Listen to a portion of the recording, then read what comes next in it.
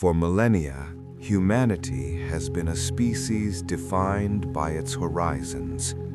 From the first steps out of the African savanna to the planting of a flag on the lunar surface, our history is a relentless pursuit of the beyond. However, for the last century, that pursuit has been halted by a cold mathematical wall.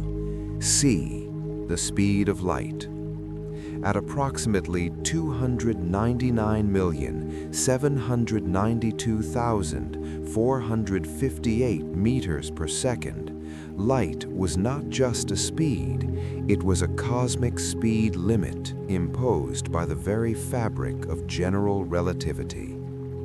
To exceed it was to defy causality itself. But today, the headlines across the globe carry a singular electrifying message that changes everything. Revolution in the scientific world. New travel method exceeding the speed of light by tenfold unveiled. The end of the Einsteinian stagnation. The announcement came from the International Interstellar Research Coalition, IRRC. For decades, the Alcubierre drive remained a chalkboard fantasy, a mathematical trick that required negative energy which didn't seem to exist in any meaningful quantity. The new method, however, dubbed the quantum vacuum phase shifting, QVPS, moves away from the raw brute force of warping spacetime and instead focuses on the fluidity of the vacuum itself. To understand the magnitude of this breakthrough, one must look at the numbers. At 1c, the speed of light, a trip to our nearest stellar neighbor, Proxima Centauri, would take 4.2 years. For a round trip, a decade is lost. At the newly announced 10c, 10 times the speed of light, that same journey is reduced to just under 5 months. The cosmic prison has had its bars filed away. We are no longer looking at generations-long voyages. We are looking at seasonal expeditions. The mechanics of 10c jump. The QVPS method does not actually accelerate a ship in the classical sense. According to Einstein, as an object with mass approaches light speed, its mass becomes infinite, requiring infinite energy. The 10c method bypasses this by creating a phase bubble. Imagine a needle moving through a piece of fabric. Normally, the needle must travel across every thread.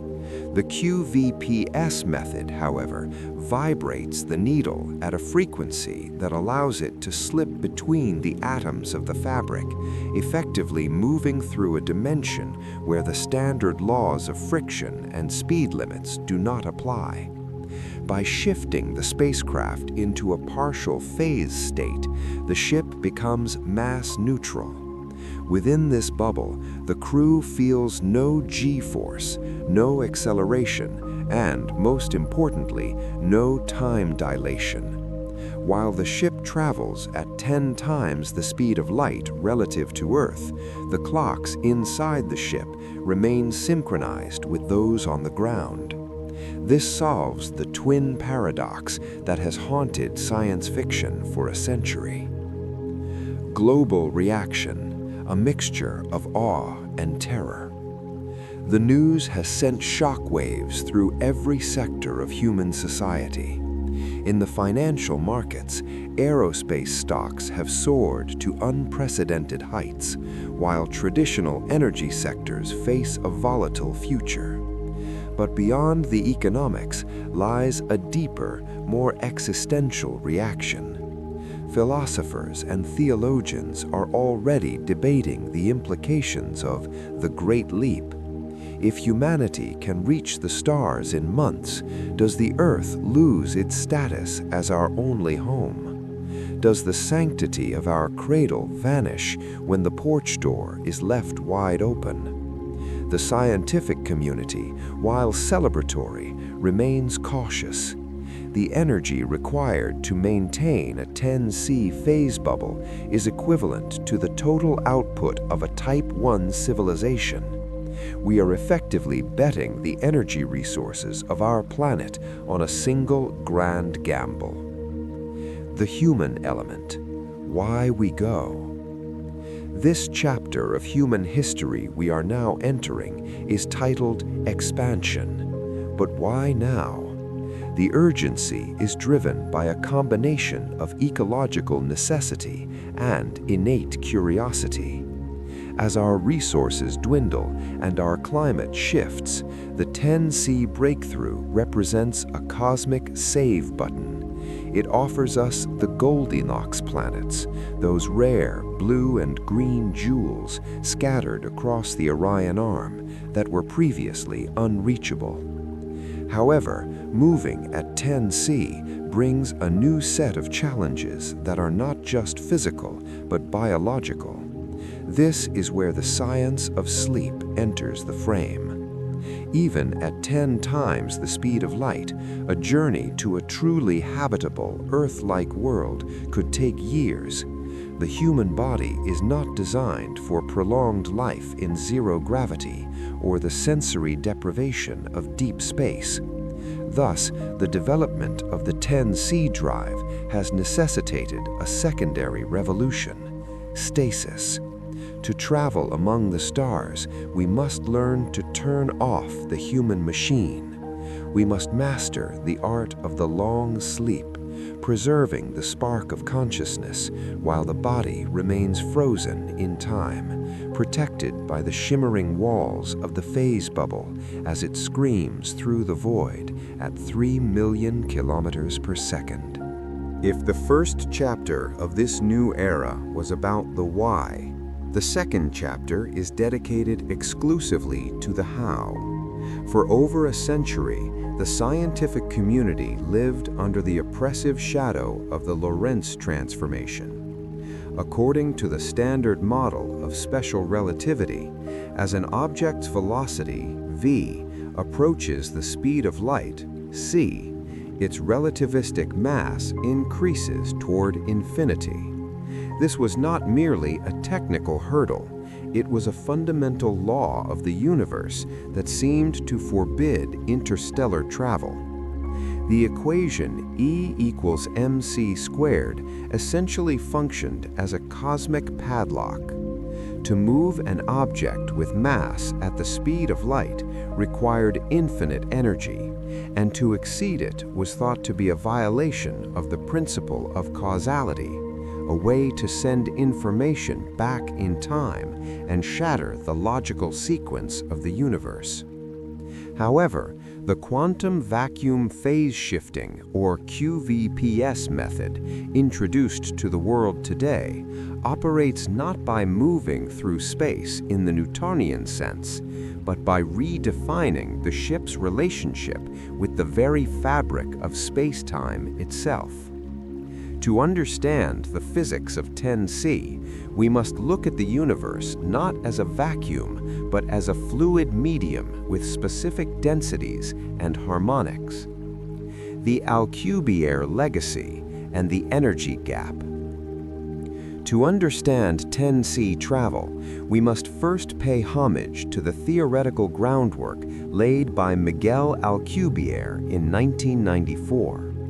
Alcubierre proposed a warp drive that would contract the space in front of a ship and expand the space behind it. In this model, the ship itself sits in a stationary bubble of flat space-time. Since space itself can expand and contract faster than light, as evidenced by the inflationary period of the Big Bang, the ship could technically move at superluminal speeds without moving locally at all. The historical problem with Alcubierre's model was the weak energy condition. To create such a warp bubble, one needed negative energy density, or exotic matter, substances with negative mass that had never been observed in quantities larger than subatomic fluctuations. For decades, the energy required to move a small ship was estimated to be equivalent to the mass energy of the planet Jupiter. The QVPS breakthrough, however, bypassed the need for exotic matter by utilizing the Casimir effect on a macro-industrial scale. Instead of searching for rare substances in deep space, scientists learned to pump the quantum vacuum. By creating high-frequency electromagnetic oscillations within a multi-layered titanium graphene hull, the QVPS reactor creates a phase differential. It doesn't need negative mass, it needs a density gradient in the vacuum itself. By vibrating the Higgs field at specific frequencies, the reactor thins the vacuum in front of the vessel, effectively lowering the refractive index of spacetime to nearly zero. The mathematics of the 10th harmonic. Why exactly 10 times the speed of light? Why not 2 or 50? The number is far from arbitrary. In the early testing phases conducted at the Lunar South Pole labs, researchers discovered the harmonic resonances of the vacuum. Think of the universe as a massive drum skin. If you hit it at a certain frequency, you get a standing wave. The researchers found that at a specific energy input, the vacuum thins out in predictable quantized intervals. These are known as superluminal thresholds. The first stable tunnel or slipstream occurs at exactly 10.042 C. This is known as the first superluminal harmonic. Attempting to travel at 2C or 5C is actually more dangerous and energy intensive because the vacuum is turbulent at those speeds. Moving at these mid-range speeds causes quantum drag, where the vacuum resists the ship's passage, generating lethal amounts of Hawking radiation. But at 10C, the ship enters a state of laminar vacuum flow. It is like a boat moving from a choppy, chaotic river into a smooth, fast-moving, and deep current. At this precise speed, the phase bubble becomes self-sustaining, requiring 40% less energy to maintain than at lower superluminal speeds. The ship essentially surfs on a wave of its own vacuum displacement. The problem of interstellar medium and kinetic energy.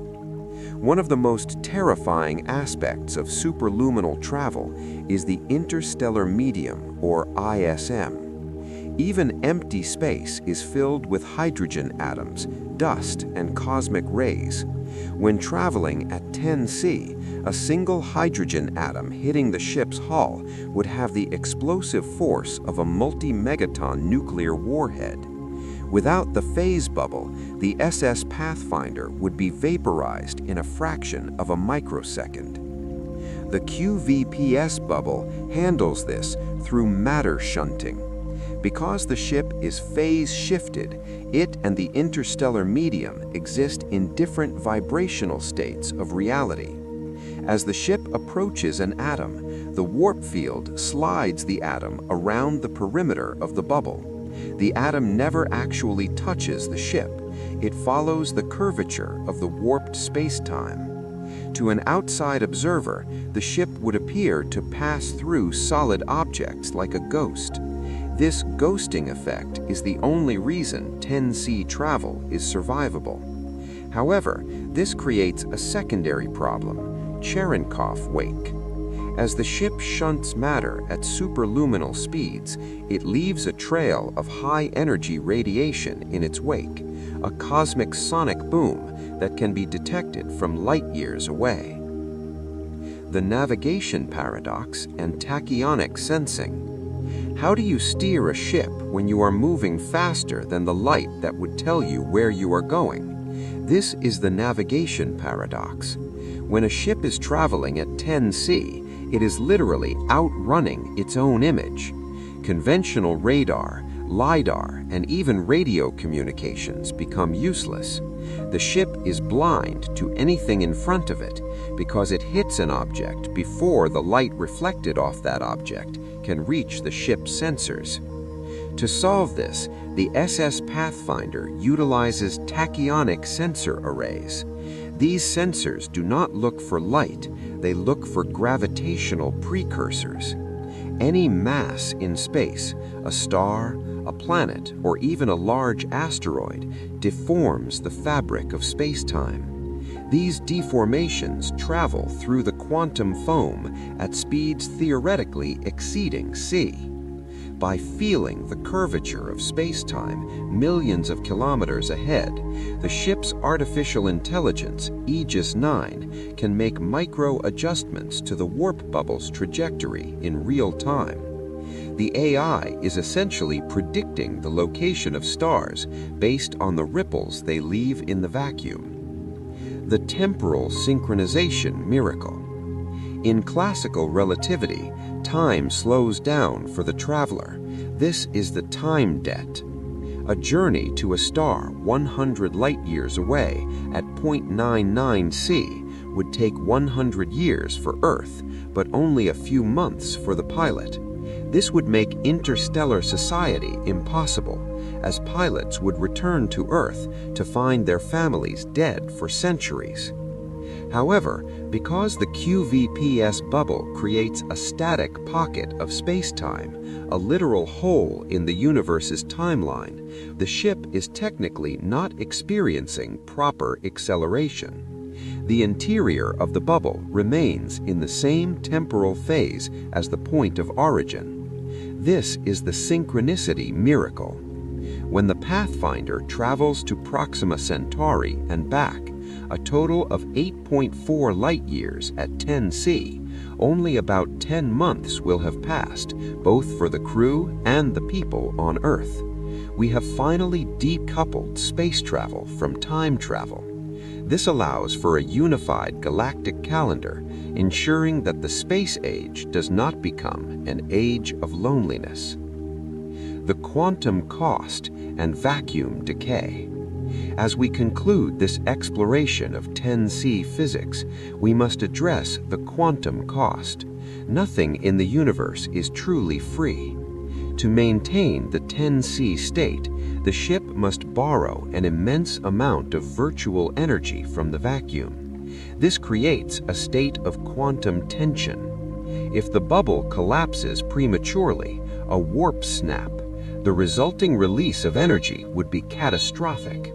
The sudden re-expansion of space-time would create a shock wave. If the physics of the 10C jump represent the soul of interstellar travel, then the engineering of the vessel is its physical body. Constructing a machine capable of surviving the stresses of localized space-time warping required a total departure from traditional aerospace engineering. We could no longer rely on rigid aluminum or titanium frames. The stars demanded something more resilient, something almost biological in its adaptability. Thus, in the orbital shipyards of the Moon, the SS Pathfinder was born, a vessel that is less of a ship and more of a kinetic fortress. The living hull, self-healing NAN lattice. The most striking feature of the Pathfinder is its exterior. Unlike the jagged, modular look of the International Space Station, the Pathfinder is a seamless. If the physics of the 10C jump represent the soul of interstellar travel, then the engineering of the vessel is its physical body. Constructing a machine capable of surviving the stresses of localized space-time warping required a total departure from traditional aerospace engineering. We could no longer rely on rigid aluminum or titanium frames. The stars demanded something more resilient, something almost biological in its adaptability. Thus, in the orbital shipyards of the Moon, the SS Pathfinder was born, a vessel that is less of a ship and more of a kinetic fortress. The living hull, self-healing Nan lattice. The most striking feature of the Pathfinder is its exterior. Unlike the jagged, modular look of the International Space Station, the Pathfinder is a seamless, needle-like spire of iridescent chrome. This is the molecular Nan lattice, MNL. At the 10C harmonic, the ship is subjected to space-time shear, a force that tries to pull the front of the ship in a different direction than the back. To combat this, engineers developed a living hull. The MNL is embedded with billions of microscopic assembler drones.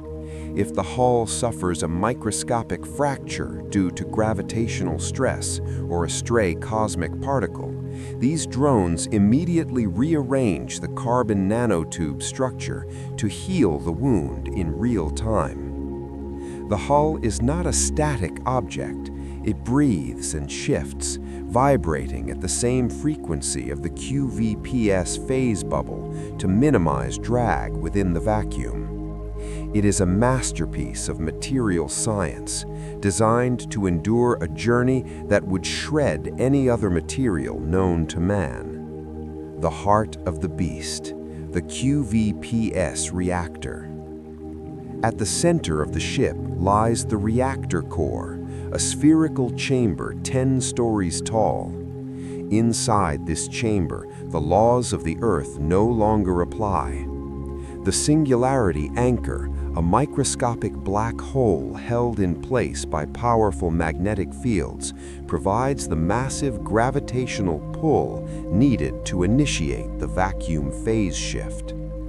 Surrounding the anchor are the quantum pumping arrays. These are the engines that vibrate the vacuum. They look like massive, glowing tuning forks made of superconducting ceramic. When the ship enters 10C, these arrays glow with a blinding Cherenkov blue light, signaling that the vacuum is being thinned. The heat generated by this process is so immense that it cannot be cooled by traditional radiators. Instead, the ship utilizes neutrino heat sinks, which convert thermal energy into neutrinos and beam them harmlessly into the void. This makes the Pathfinder a thermally cold ship, invisible to infrared detection, despite the sun-like temperatures raging inside its core. The Aegis 9 core, the ship's brain. A human being cannot fly at 10 times the speed of light. The reaction times required to avoid a gravitational anomaly or adjust a phase bubble oscillation are measured in picoseconds. Therefore, the Pathfinder is governed by Aegis 9, a Class A quantum artificial intelligence. Aegis 9 is not merely a computer, it is a distributed consciousness. Its processors are woven into the very walls of the ship using biophotonic circuitry, computers that run on light rather than electricity. This allows for near instantaneous data transfer. Aegis 9 manages everything from the oxygen mix in the crew quarters to the complex tachyonic sensing for navigation. During the 10C jump, Aegis 9 becomes the most important crew member, making millions of decisions per second to ensure the phase bubble remains stable. It is the silent guardian, the only entity capable of perceiving the 10C universe in real time. Internal architecture, the centrifugal habitats. Despite the advanced physics of the warp drive, the human body still requires gravity to prevent bone density loss and muscle atrophy. However, since the ship does not accelerate in the traditional sense, there is no thrust gravity. To solve this, the Pathfinder features dual rotating habitats. Hidden beneath the outer hull are two massive rings that spin in opposite directions. These rings provide a constant 1G environment for the crew. The interior of these rings is designed to mimic Earth's ecology, a psychological necessity for travelers who will spend months in the dark. There are forest tiers filled with genetically modified trees that scrub CO2 and provide fresh oxygen, and water tiers that recycle every drop of moisture through a closed-loop biome. The lighting in these sectors is programmed to follow a 24-hour Earth cycle, simulating the sunrise and sunset of a world millions of miles away. The bridge, the nexus of command.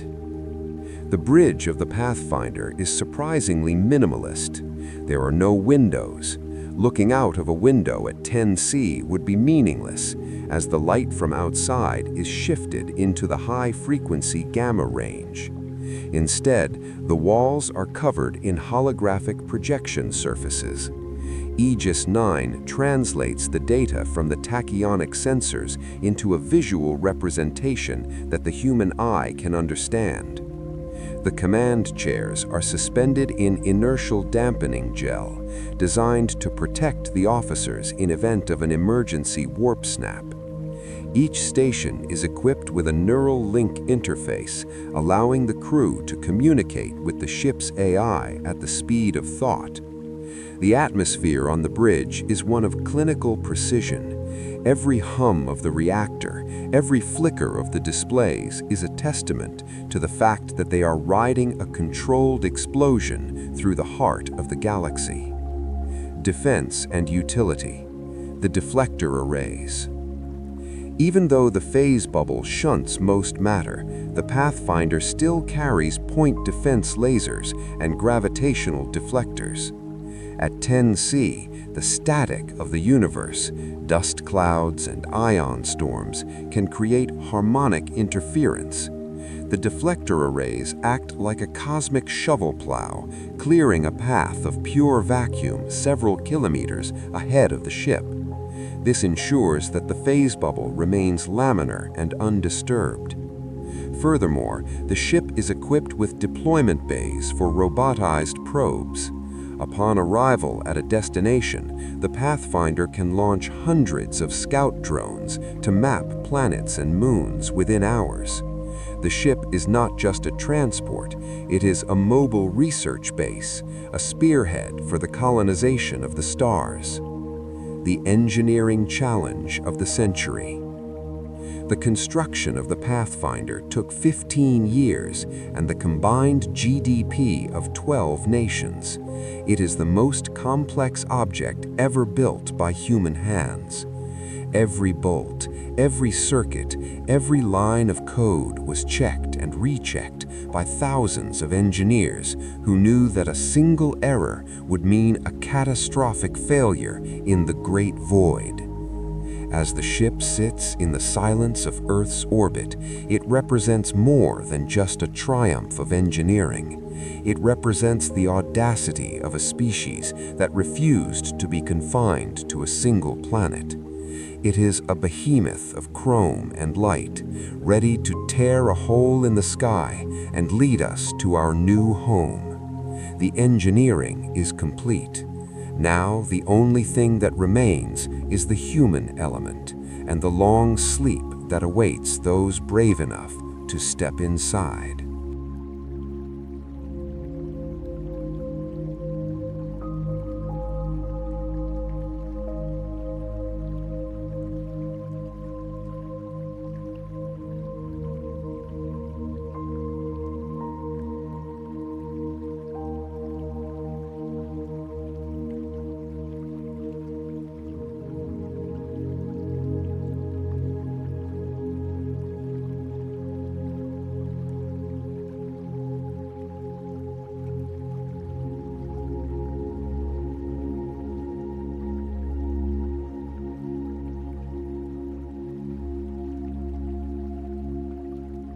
If the QVPS reactor is the heart of the SS Pathfinder, and the Aegis 9 AI is its brain, then the stasis wing is its soul, or perhaps its graveyard of the living. Even at the staggering velocity of 10 times the speed of light, the cosmos remains an unfathomably vast ocean. A journey to a star system just 30 light-years away, a short hop in galactic terms, still requires 3 years of subjective and objective time. For a human crew, 3 years trapped in a pressurized chrome cylinder is not merely a logistical challenge, it is a psychological death sentence. The human mind was evolved for the changing seasons of Earth, for the social complexities of tribes, and for the constant sensory input of a biosphere. In the sterile silence of deep space, the mind withers.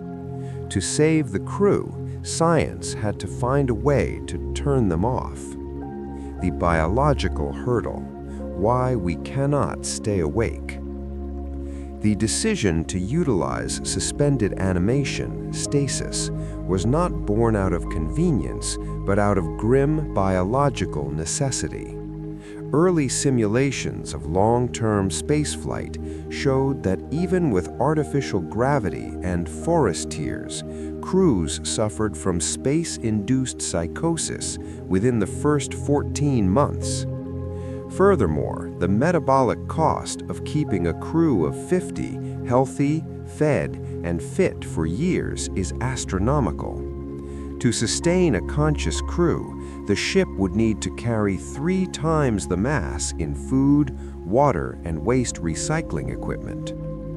By placing the crew in stasis, the metabolic rate is reduced to less than 1% of normal. Heartbeats occur once every 10 minutes. Brain activity is lowered to a deep delta state. In this condition, a human being requires no food, very little oxygen, and their aging process slows to a crawl. For the traveler, the journey to another star feels like a single dreamless night. But the path to achieving this long sleep was paved with decades of dangerous experimentation. The mechanics of the stasis pod, the glass coffin. The stasis wing of the Pathfinder is a cathedral of white light and humming machinery. Rows of vertical pods, known as vitrification chambers, house the crew. Entering stasis is not as simple as falling asleep. It is a complex medical procedure governed by the ship's medical AI. The process begins with total blood substitution. To prevent ice crystals from forming and rupturing cell membranes at low temperatures, the crew's blood is drained and replaced with a synthetic, oxygen-rich cryoprotectant fluid called cryoglycol 9. This fluid has a glass transition temperature that allows the body to be cooled to negative 110 degrees Celsius without freezing. The body does not turn to ice, it turns to glass. In this vitrified state, the biological clock is effectively paused. Molecular decay stops.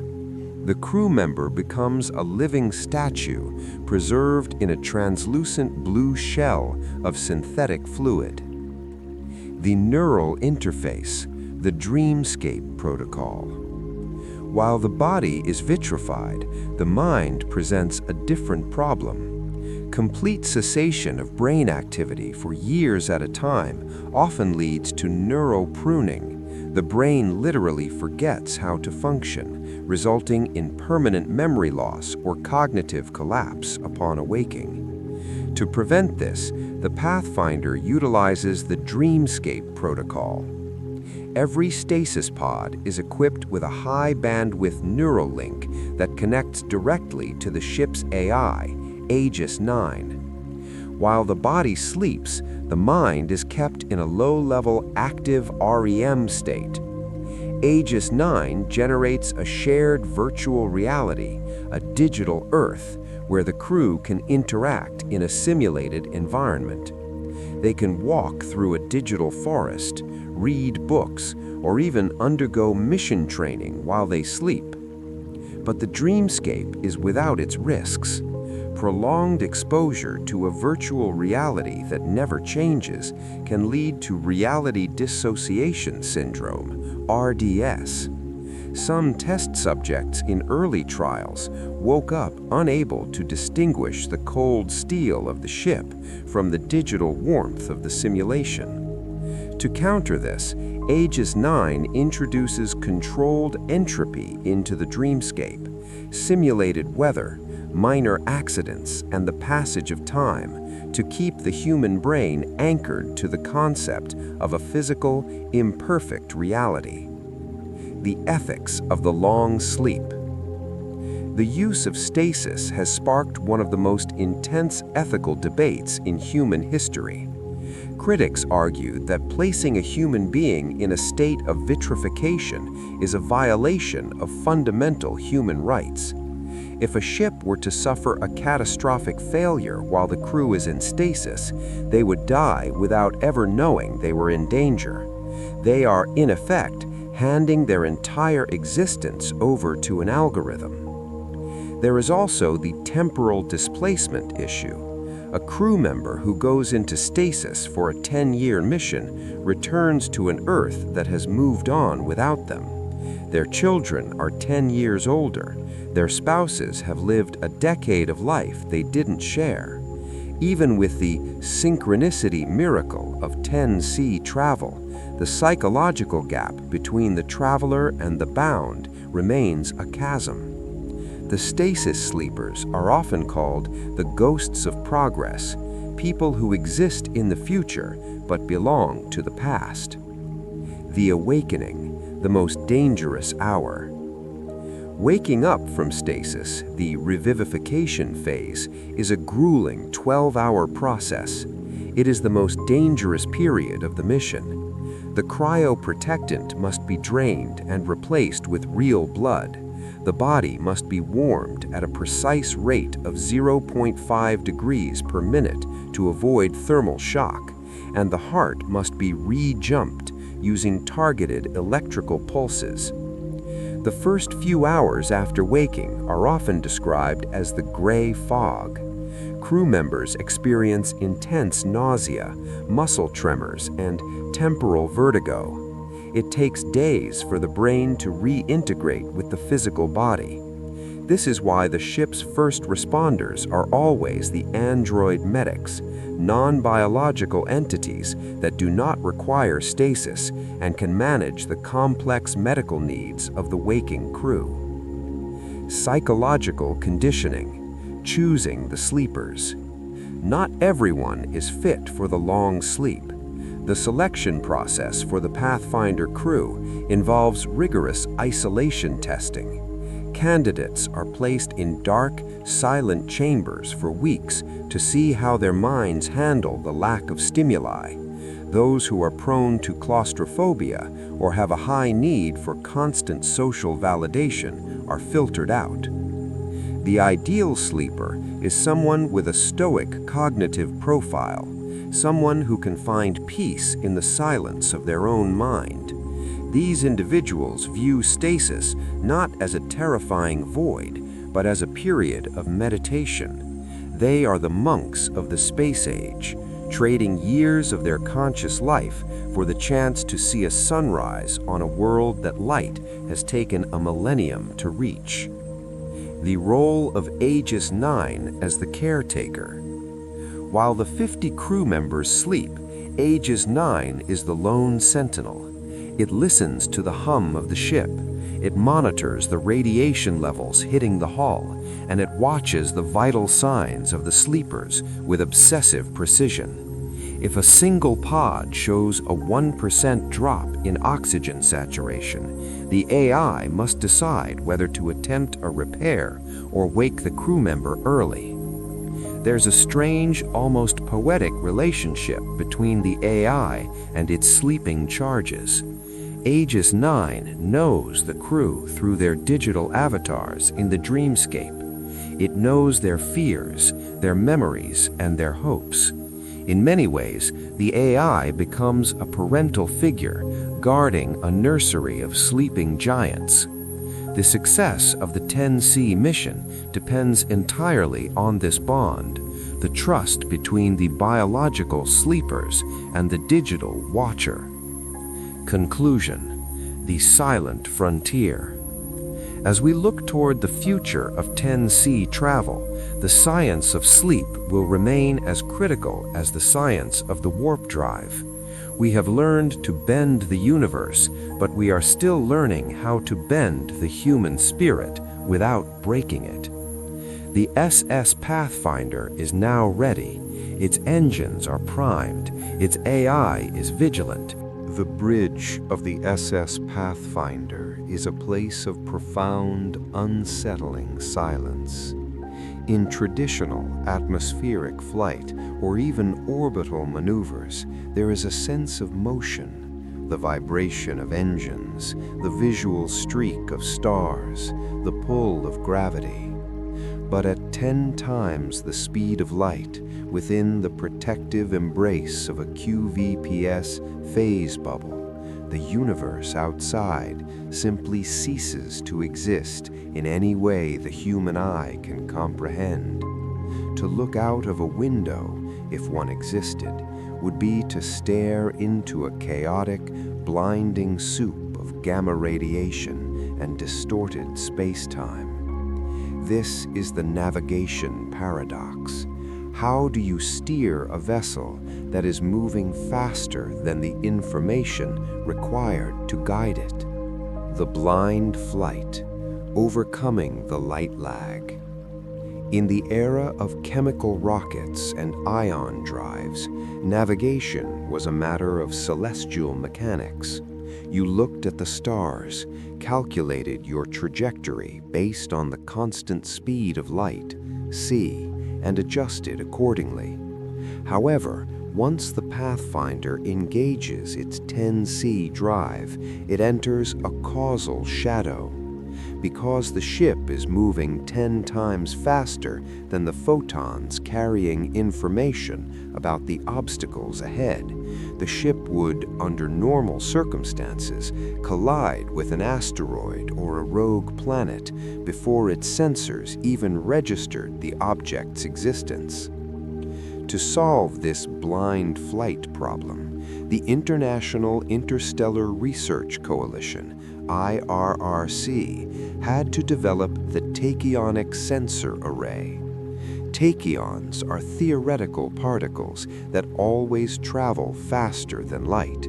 While they cannot carry complex human data across the vacuum without massive energy loss, they can be used as a knot in space-time. The TSA emits a pulse of high-energy gravitons that travel through the subspace layers of the vacuum. When these pulses encounter a mass, a sun, a black hole, or a dense nebula, they bounce back, not through normal space, but through the quantum foam. Aegis 9 and the predictive holography. Since no human mind can process the incoming data from the tachyonic array in real time, the task falls to the ship's AI, Aegis 9. The AI does not see the universe, it calculates it. It receives billions of gravitational pings per nanosecond and constructs a predictive hologram on the bridge's main display. This hologram is a mathematical best guess of what lies ahead. It uses pre-existing star charts from the Hubble and James Webb eras as a foundation and overlays real-time gravitational data to detect dark objects, rogue planets, or cold asteroids that were never mapped. The crew on the bridge, when awake, sees a serene, blue-tinted map of the galaxy.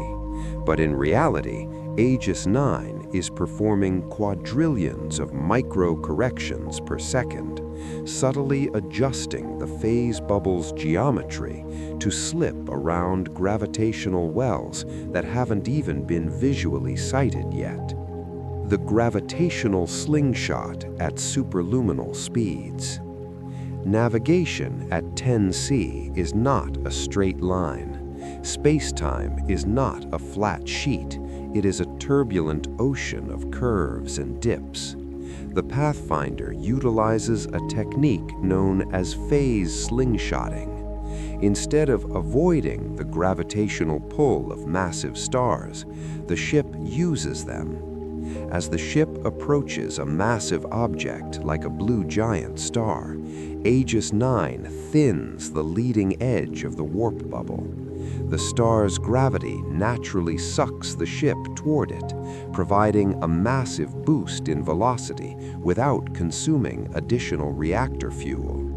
At the last possible millisecond, the AI thickens the bubble, and the ship slingshots away from the star, gaining momentum. This maneuver, performed at 10C, is like a needle threading a moving eye. A mistake of even a single micro-degree in trajectory would result in the ship being anchored to the star's gravity, collapsing the warp bubble and vaporizing the vessel instantly. The problem of cosmic static.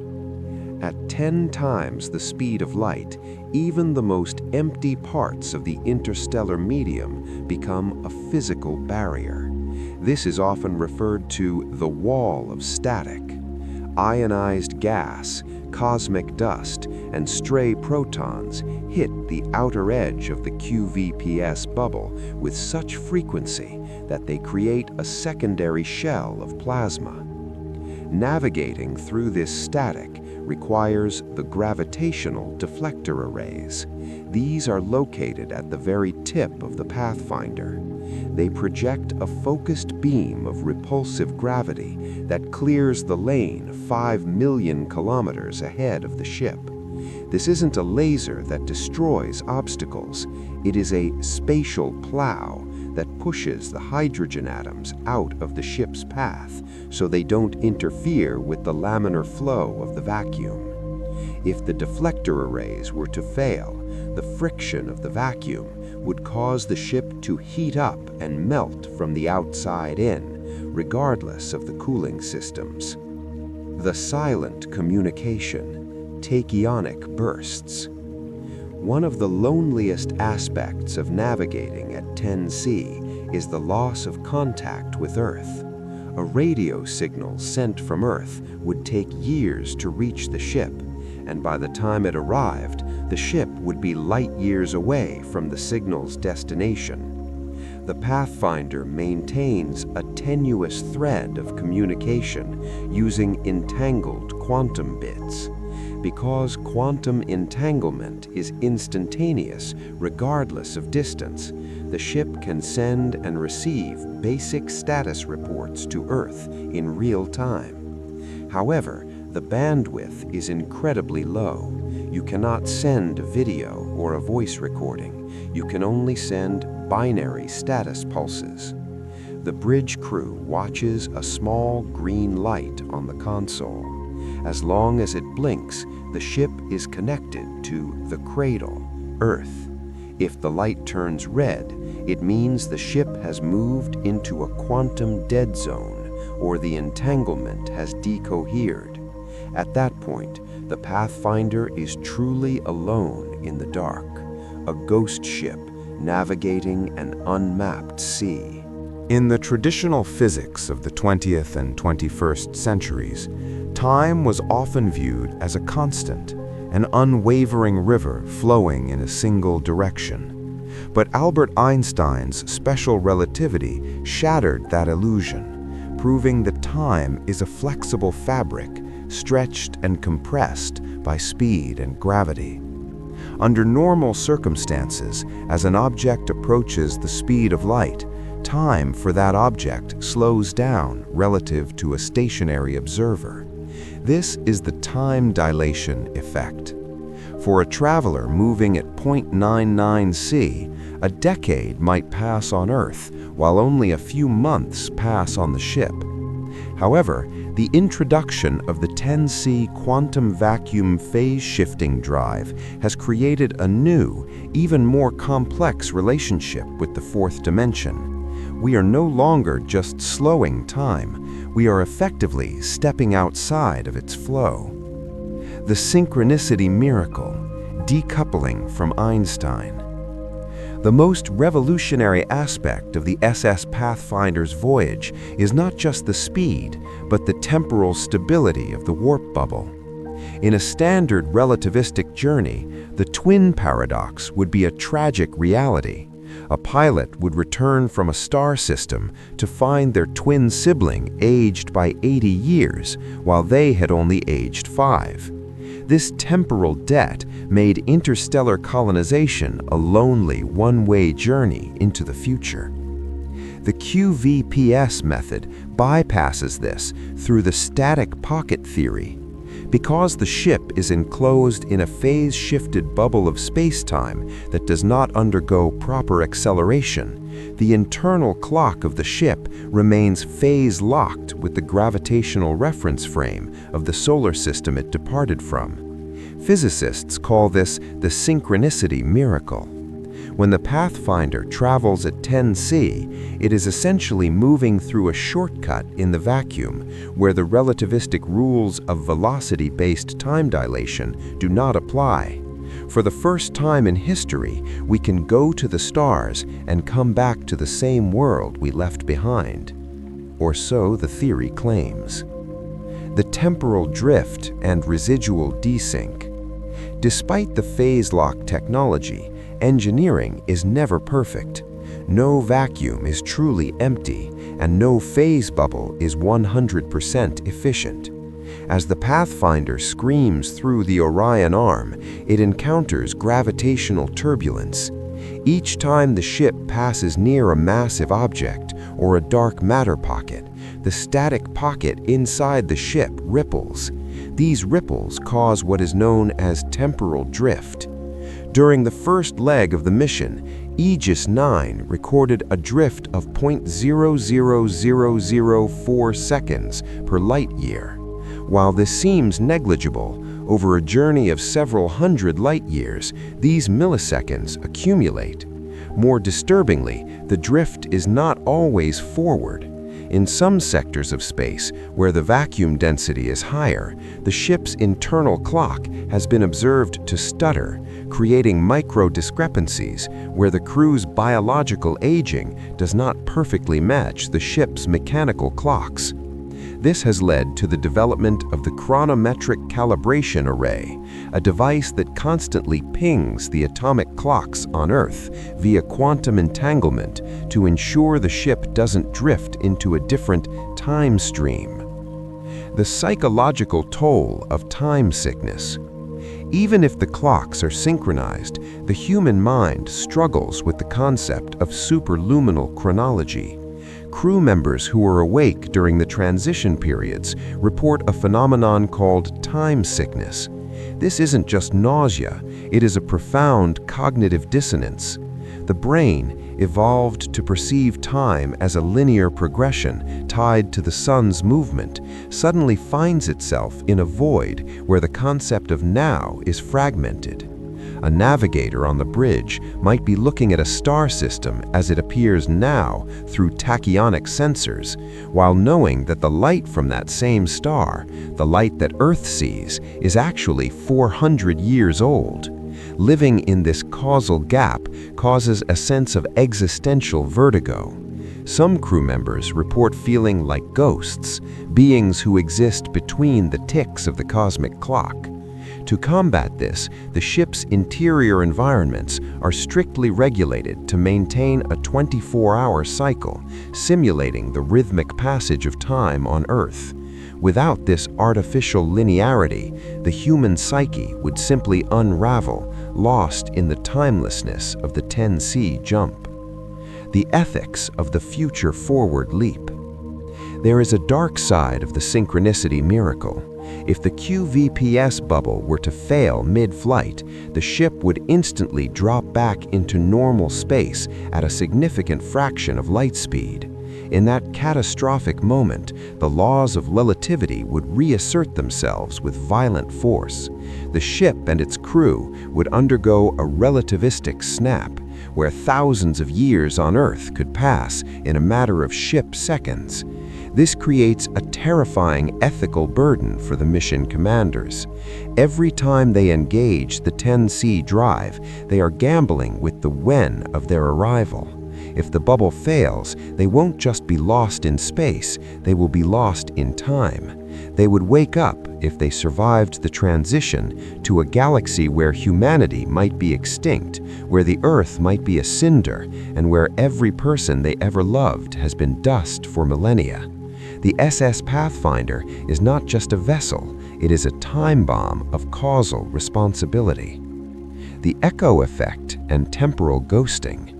A fascinating and unexpected discovery during the 10C testing phases was the chronological echo. As the ship moves at 10 times the speed of light, it is technically arriving at its destination before the light of its departure can reach that same point.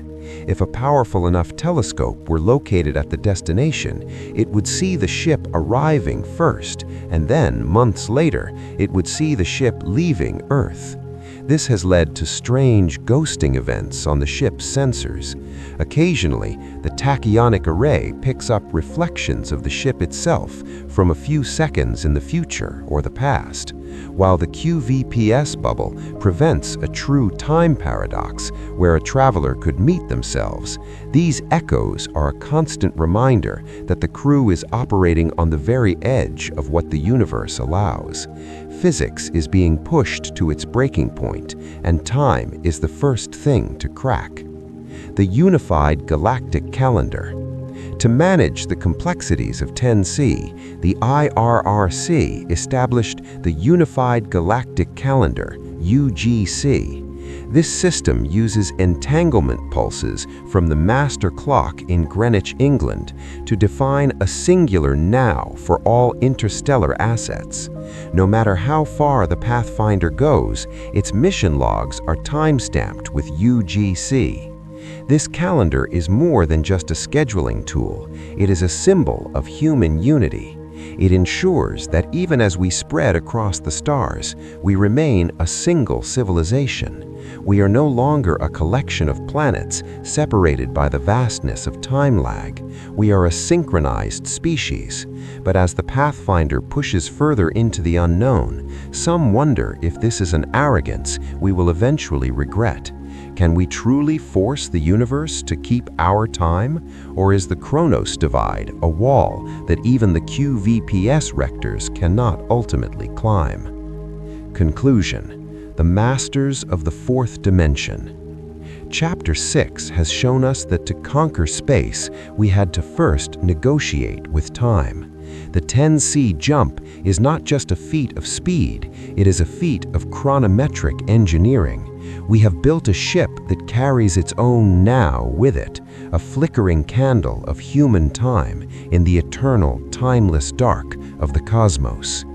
As we move toward the first colonization efforts, we do so with the knowledge that the twin paradox has been tamed but not destroyed. We are the first generation of humans who can look at a star light years away and say, "I will be there in a month and I will be home for dinner." We have made the universe smaller, and in doing so, we have made our time more precious than ever before. With the success of the 10C drive, the question for humanity shifted from "can we reach the stars?" to "can we stay there?" The discovery of the Goldilocks planets, worlds situated in the habitable zones of their respective suns, was only the first step. The reality of interstellar colonization is far grimmer and more demanding than the romanticized visions of 20th century science fiction. Most exoplanets, even those with liquid water, possess atmospheres that are toxic to human lungs, gravity that would crush human bones over time, or magnetospheres too weak to shield against deadly stellar flares. Chapter 8 explores the monumental engineering and ethical challenges of terraforming and the birth of a star-bound economy. The Vanguard, robotic pre-colonization. Long before the first human sleeper sets foot on a new world, the work is begun by the automated terraforming swarms, ATS. These are self-replicating von Neumann machines launched months ahead of the SS Pathfinder. Utilizing the 10C corridor, these swarms arrive at a target planet and immediately begin the atmospheric sculpting process. For a planet like Proxima Centauri b, the challenge is atmospheric density and composition.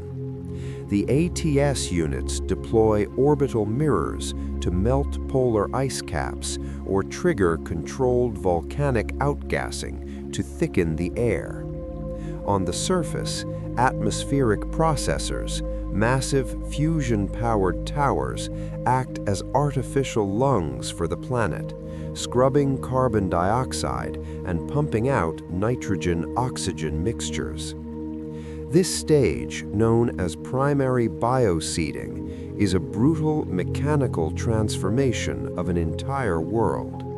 The goal is to create a minimum viable biosphere where humans can survive in pressurized domes while the exterior environment slowly matures over decades. The genetic pivot, adapting humans to the stars. While we strive to make planets more like Earth, the IRRC has realized that we must also make humans more like the planets they inhabit. This is the controversial field of exogenetics. To survive on a world with 1.2 g gravity, for instance, the colonists of the second wave undergo gene editing to increase bone density and reinforce cardiac muscle. This isn't just about survival, it's about the evolutionary divergence of the human species. Within a few generations, a colonist born on a high-gravity world or under a red dwarf sun will be physically distinct from a human born on Earth. Their lung capacity, their skin's resistance to ultraviolet radiation, and even their circadian rhythms will be rewritten. This raises a profound philosophical question. At what point does a colonist cease to be a human and become something entirely new? The SS Pathfinder carries the seeds of this new humanity in its genetic vaults, ready to plant them in the soil of distant orbs. The star-bound economy, asteroid mining, and energy credits. The logistics of maintaining a colony light years away from Earth cannot rely on resupply runs from the home planet. Interstellar survival requires absolute self-sufficiency. This has given birth to the Ceres Protocol economy. The backbone of this new financial system is not gold or digital currency, but energy and raw materials. Colonists use gravity tethers to capture nearby asteroids, rich in rare earth metals, and H3, helium-3 for fusion reactors.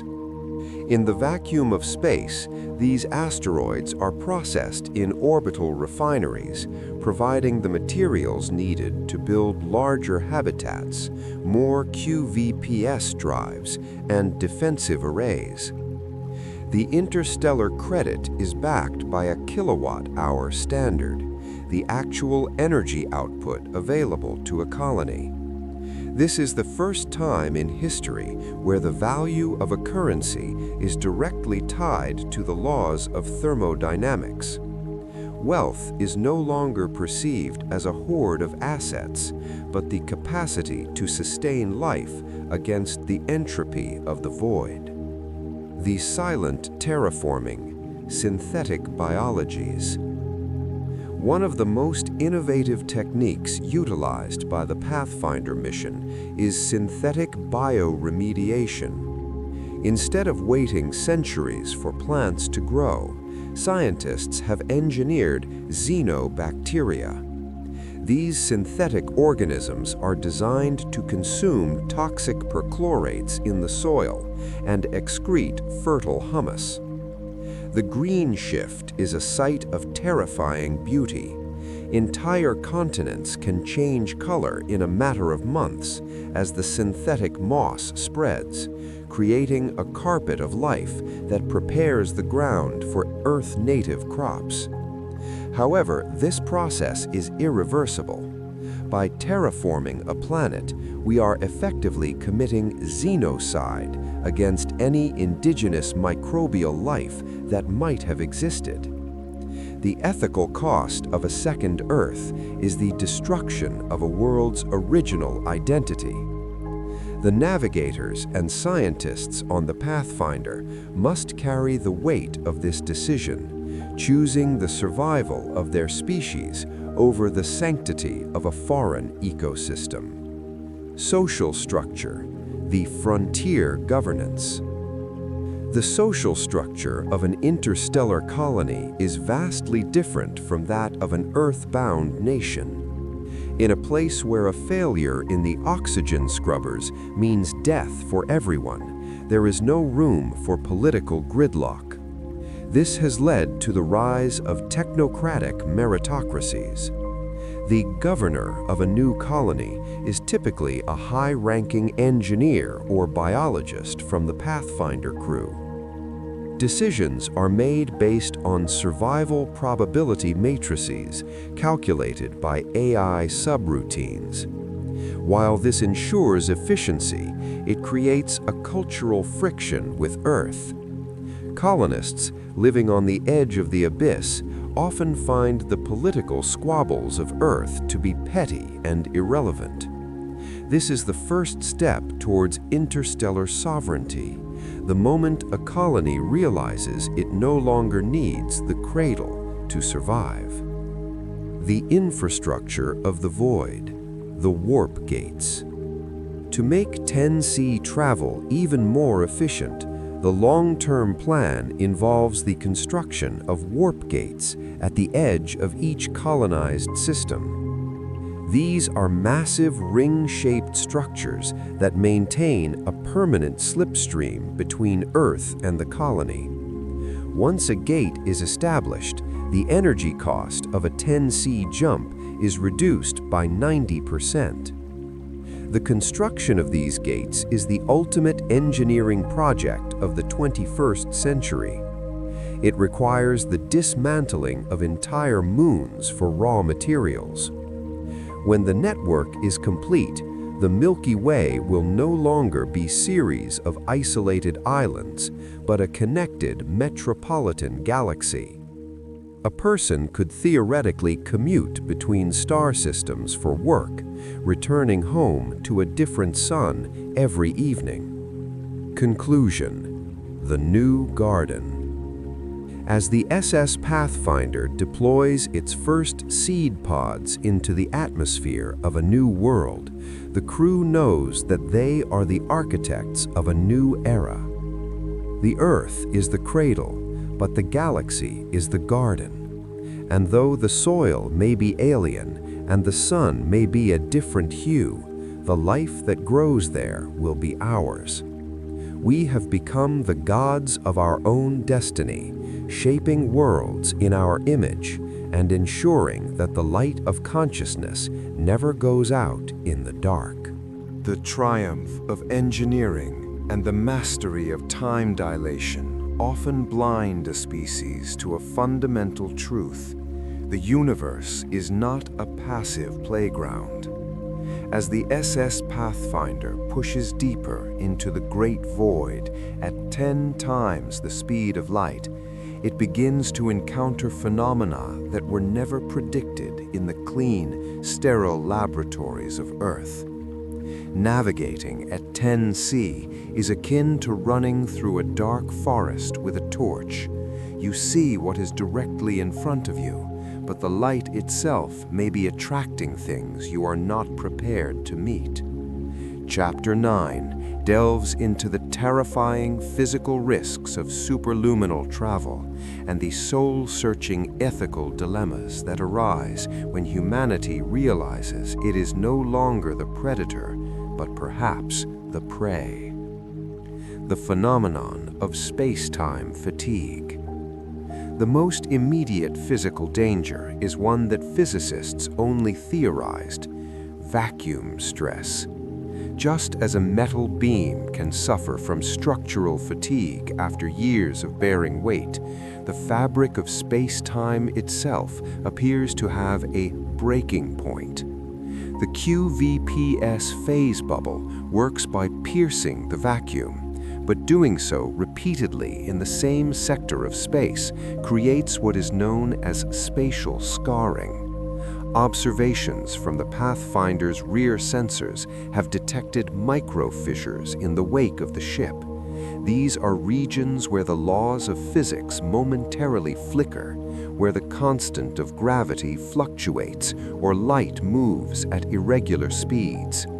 If a sector of space is over-traveled by 10C vessels, there is a risk of a vacuum decay event.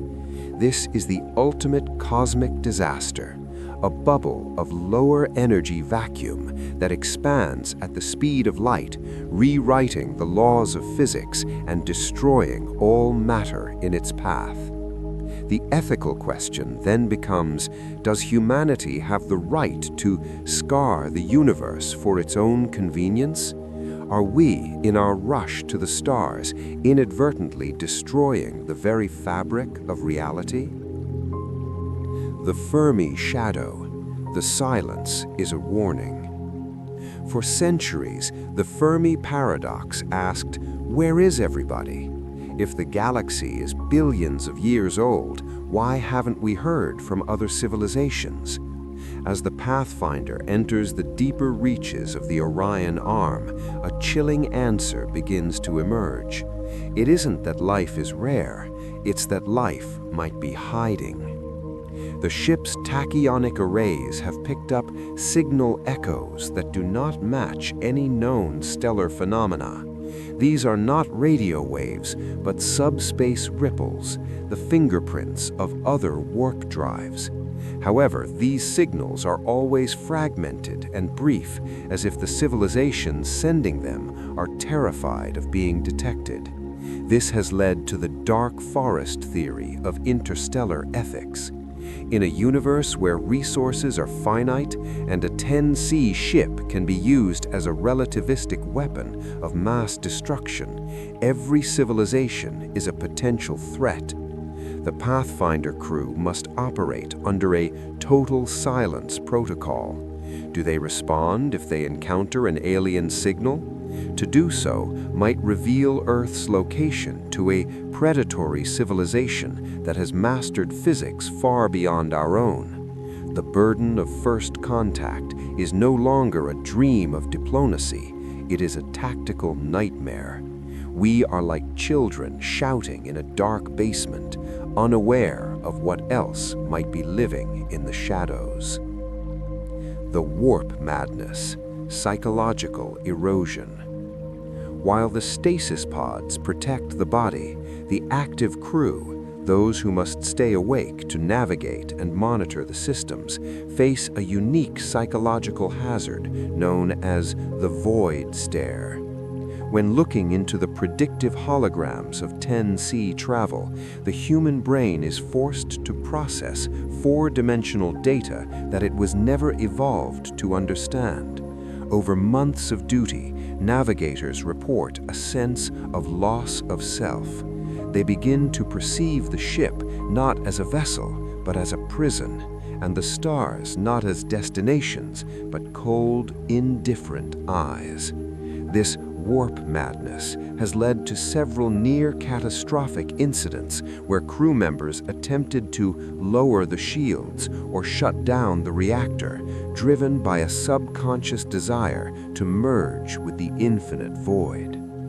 The IRRC has implemented cognitive dampeners, implants that regulate dopamine and serotonin levels, but these are merely band-aids. The truth is that the human mind may not be capable of maintaining its sanity while operating at the scale of the galaxy. We are biological creatures trying to play the roles of cosmic gods, and the friction is wearing us down to the bone. The ethics of relativistic warfare. Perhaps the most terrifying realization of the 10C era is the potential for kinetic bombardment. A ship the size of the Pathfinder, if intentionally crashed into a planet at 10C, would release energy equivalent to thousands of supernova explosions. It would not just destroy a city, it would shatter the planet's crust and turn the surface into a sea of magma. This has turned the 10C drive into the ultimate weapon. The technology that was meant to unite the stars has created a new kind of interstellar Cold War. Nations on Earth and early colonies on Mars and Proxima are already debating the superluminal non-proliferation treaty. But how do you enforce a treaty across light years? A rogue faction with a single 10C capable freighter could hold an entire solar system hostage. The cosmic ethics of the future are not about exploration, but about survival and the prevention of planetary assassination. The Great Filter Hypothesis. As the Pathfinder discovers more ruins of ancient dead civilizations, planets with atmosphereless cities and shattered moons, the crew begins to suspect that the 10C drive itself might be the Great Filter. Perhaps every civilization reaches this point, masters the vacuum, and then inevitably destroys itself through war or vacuum instability. The Pathfinder is not just a ship, it is a laboratory for testing whether humanity is worthy of surviving its own genius. Every decision made by the captain, whether to explore a signal, whether to mine a moon, or how to treat a rebellious colony, is a data point in the survival of the species. We are standing on a narrow bridge over an infinite abyss. To one side is the ascension to a Type 2 civilization inhabiting the stars. To the other is the silent graveyard of 1,000 species that moved too fast and looked too deep. The duty to preserve a new moral code. In response to these dangers, a new philosophy has emerged among the starfarers, the preservationist code. It dictates that the primary goal of any mission is not discovery or profit, but the minimization of cosmic impact. This means avoiding planets with even the hint of indigenous microbial life. It means strictly regulating the number of 10C jumps to prevent space-time fatigue. It means accepting that there are some parts of the galaxy that should remain dark, places where we do not go, signals we do not answer, and secrets we do not seek to unlock. But can a species as curious and expansionist as Homo sapiens ever truly follow such a code? Or is our nature, the very drive that got us to 10C, destined to be our undoing? Conclusion: the weight of the crown. Chapter 9 leaves us at the threshold of a terrifying realization. The stars are not a gift, they are a responsibility. The 10C drive has given us the power of the gods, but we still possess the hearts of primates. As the SS Pathfinder continues its voyage, the crew no longer looks at the displays with wonder, but with a grim, watchful caution. They know that the abyss is not empty. It is watching, it is waiting, and it has its own laws. We have entered the deep ocean, and we are starting to realize how small our boat is. The journey continues, but the price of admission to the galaxy has just gone up, and the currency is our very survival. The journey of 1,000 light years does not end with a landing. It ends with a transformation.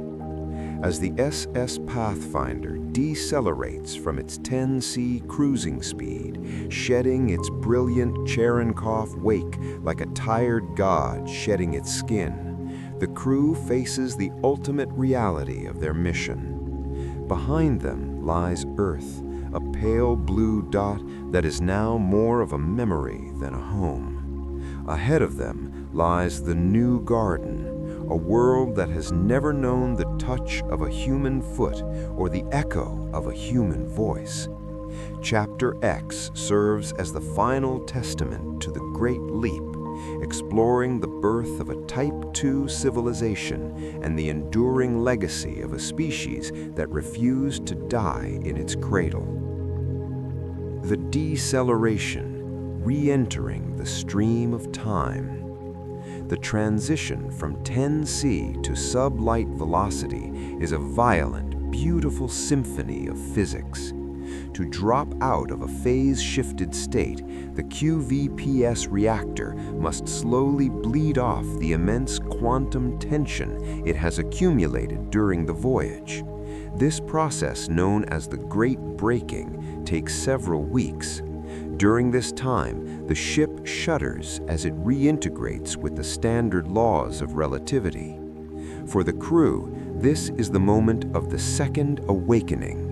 One by one, the glass coffins of the stasis wing hiss open. The sleepers rise, their minds clearing of the digital ghosts of the dreamscape to witness the final approach. As the ship slows to 0.1C, the stars, which had been distorted into blinding streaks of radiation, suddenly snap back into sharp, crystalline points of light. For the first time, the crew sees their destination not as a mathematical coordinate, but as a planet, a swirling marble of ochre, teal, and violet hanging in the velvet dark. It is a moment of profound, silent humility. The engineering worked. The math was right. The universe allowed them to pass. The first footstep, the sovereign of the new world. When the first shuttle from the Pathfinder touches down on the surface of Proxima Centauri b, or any target exoplanet, it marks the end of biological isolation.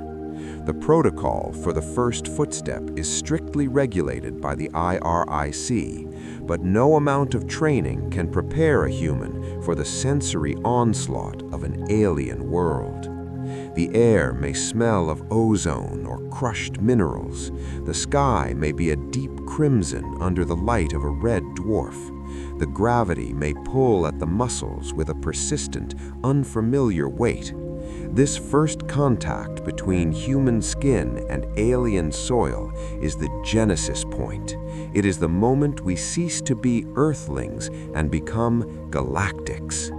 The mission's commander, stepping out on the ramp, carries a digital copy of every book, song, and scientific paper ever produced by humanity, a cultural ark intended to be the foundation of a new library for a new civilization. The rise of the Type II civilization. The success of the Pathfinder mission triggers a chain reaction across the solar system. Within decades of the first successful 10C return, humanity begins to construct the Dyson ring fragments around the Sun. We are no longer limited by the energy output of a single planet. With 10C travel, the resources of the entire Orion Arm are within our reach. We begin to harness the power of stars. The warp gates mentioned in earlier chapters become the highways of a new empire, not an empire of conquest, but of information and energy. We see the birth of the interstellar internet, a network of entangled nodes that allows a scientist on Mars to collaborate in real time with a biologist on a planet 40 light-years away. The tyranny of distance has been overthrown. Humanity has become a single distributed organism, breathing through 1,000 different atmospheres, but thinking with a unified mind. The merging with the machine. As we settle new worlds, the line between human and technology continues to blur. The 10C environment requires a level of precision that raw biology cannot provide. By the end of the first century of the galactic era, most starfarers are equipped with neural warp interfaces. These are not just tools, they are sensory expansions. A pilot can feel the stress on the ship's hull as if it were their own skin. A navigator can see gravitational waves in the same way we see colors. This is the post-biological transition. We are evolving to fit the machine we built. The Pathfinder was the first step, but the future belongs to a species that is half flesh, half light, and entirely cosmic. Our legacy is not just the planets we terraform, but the new form of consciousness we are creating, a consciousness that can survive the vacuum of space and the heat of a star's corona. The final philosophy, the Guardians of Light. In the final years of the Pathfinder's operational life, its crew, now aged and living in the first star cities, develops a new philosophy, universal stewardship. They have seen the spatial scarring and the Fermi shadows discussed in Chapter 9. They realize that the power of 10C travel is a God key, and it must be used with divine caution. Humanity takes on the role of the silent watchers. We no longer rush to exploit every moon we find. Instead, we become the protectors of candidate worlds, planets where life is just beginning to stir in the primordial soup. We ensure that these worlds are not disturbed by our 10C wakes.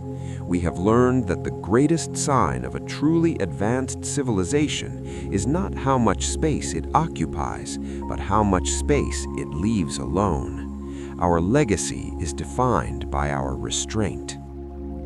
The eternal voyage beyond 10C. As the book draws to a close, we look toward the second great leap.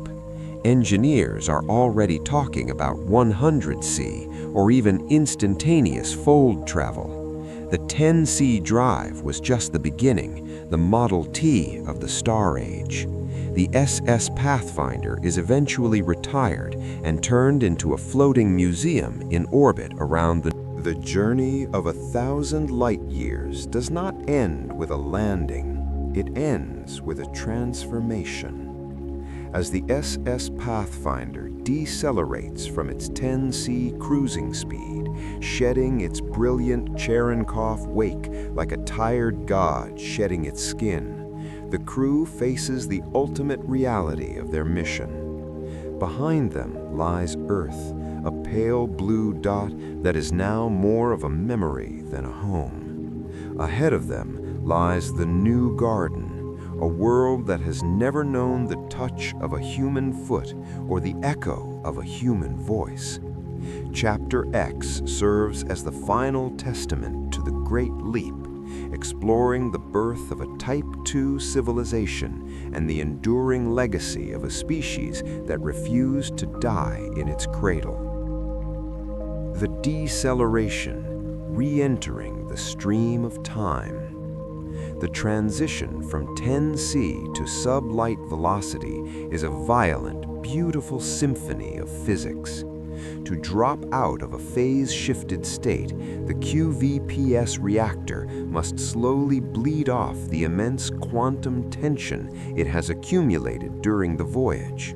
This process, known as the Great Braking, takes several weeks.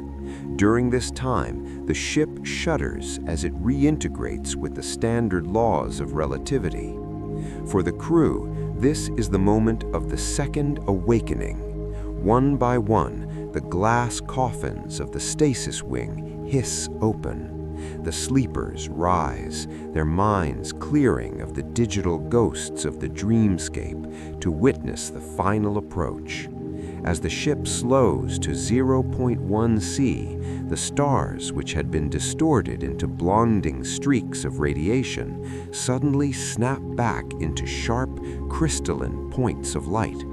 For the first time, the crew sees their destination not as a mathematical coordinate, but as a planet, a swirling marble of ochre, teal, and violet hanging in the velvet dark.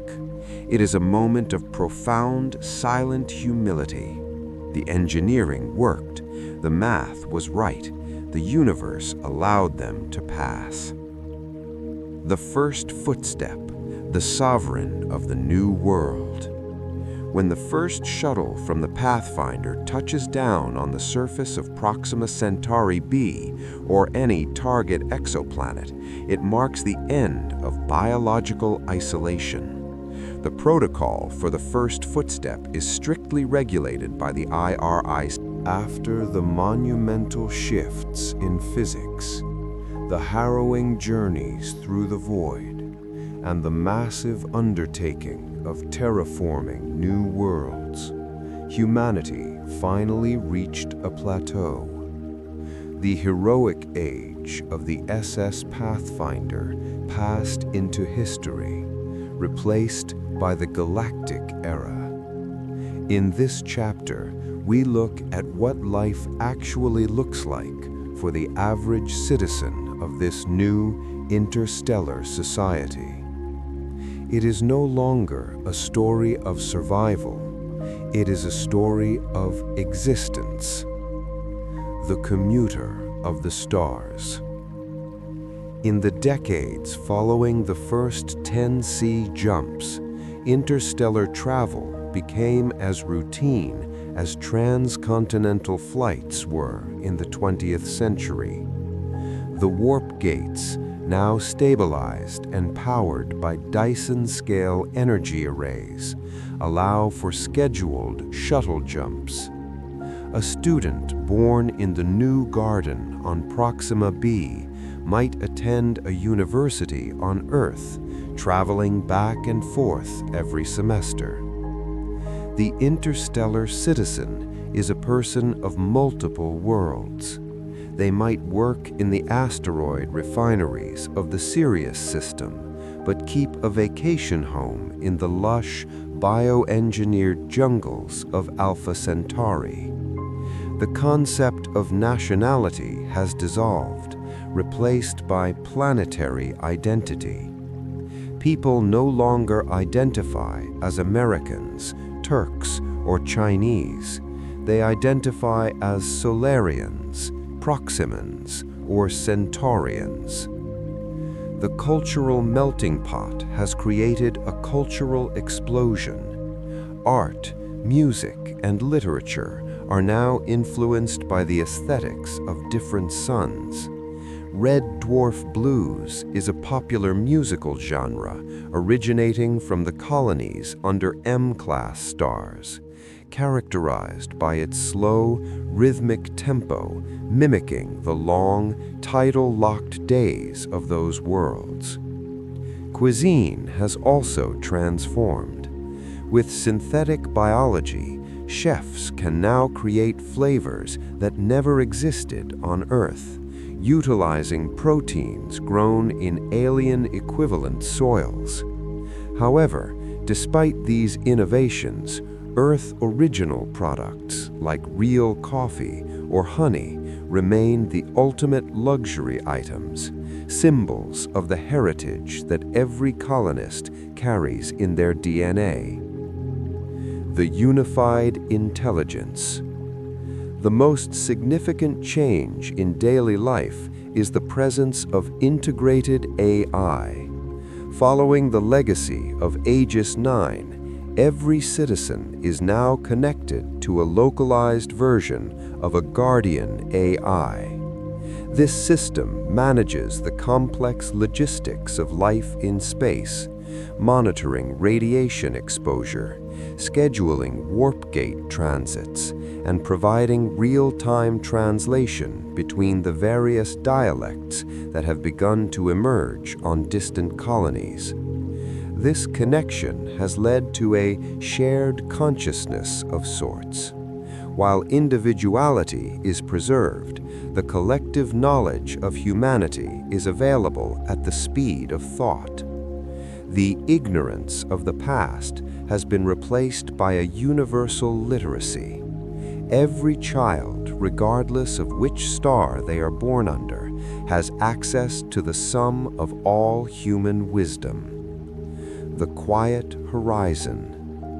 As the frenzy of the initial expansion cools, humanity has found a new sense of peace. The existential dread of being confined to a single, fragile planet has vanished. We know that even if a catastrophe strikes one solar system, the flame of humanity will continue to burn in dozens of others. The SS Pathfinder now sits in a permanent orbit around Earth's moon, a silent relic of a time when we were afraid of the dark. Today, the dark is our home. We have tamed the vacuum, befriended the machines, and made the stars our own. The new normal is a life of endless horizons, where the only limit is the reach of our own imagination. After the monumental shifts in physics, the harrowing journeys through the void, and the massive undertaking of terraforming new worlds, humanity finally reached a plateau. The heroic age of the SS Pathfinder passed into history, replaced by the galactic era. In this chapter, we look at what life actually looks like for the average citizen of this new interstellar society. It is no longer a story of survival. It is a story of existence. The commuter of the stars. In the decades following the first 10C jumps, interstellar travel became as routine as transcontinental flights were in the 20th century. The warp gates, now stabilized and powered by Dyson-scale energy arrays, allow for scheduled shuttle jumps. A student born in the new garden on Proxima b might attend a university on Earth, traveling back and forth every semester.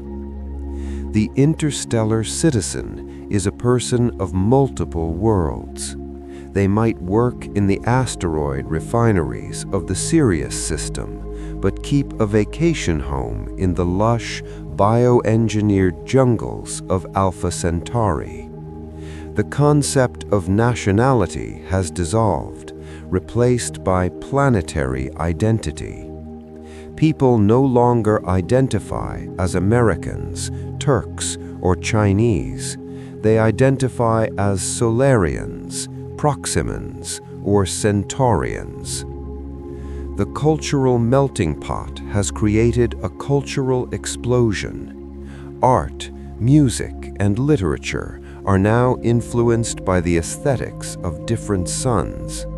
Red Dwarf blues is a popular musical genre originating from the colonies under M-class stars, characterized by its slow, rhythmic tempo, mimicking the long, tidal-locked days of those worlds.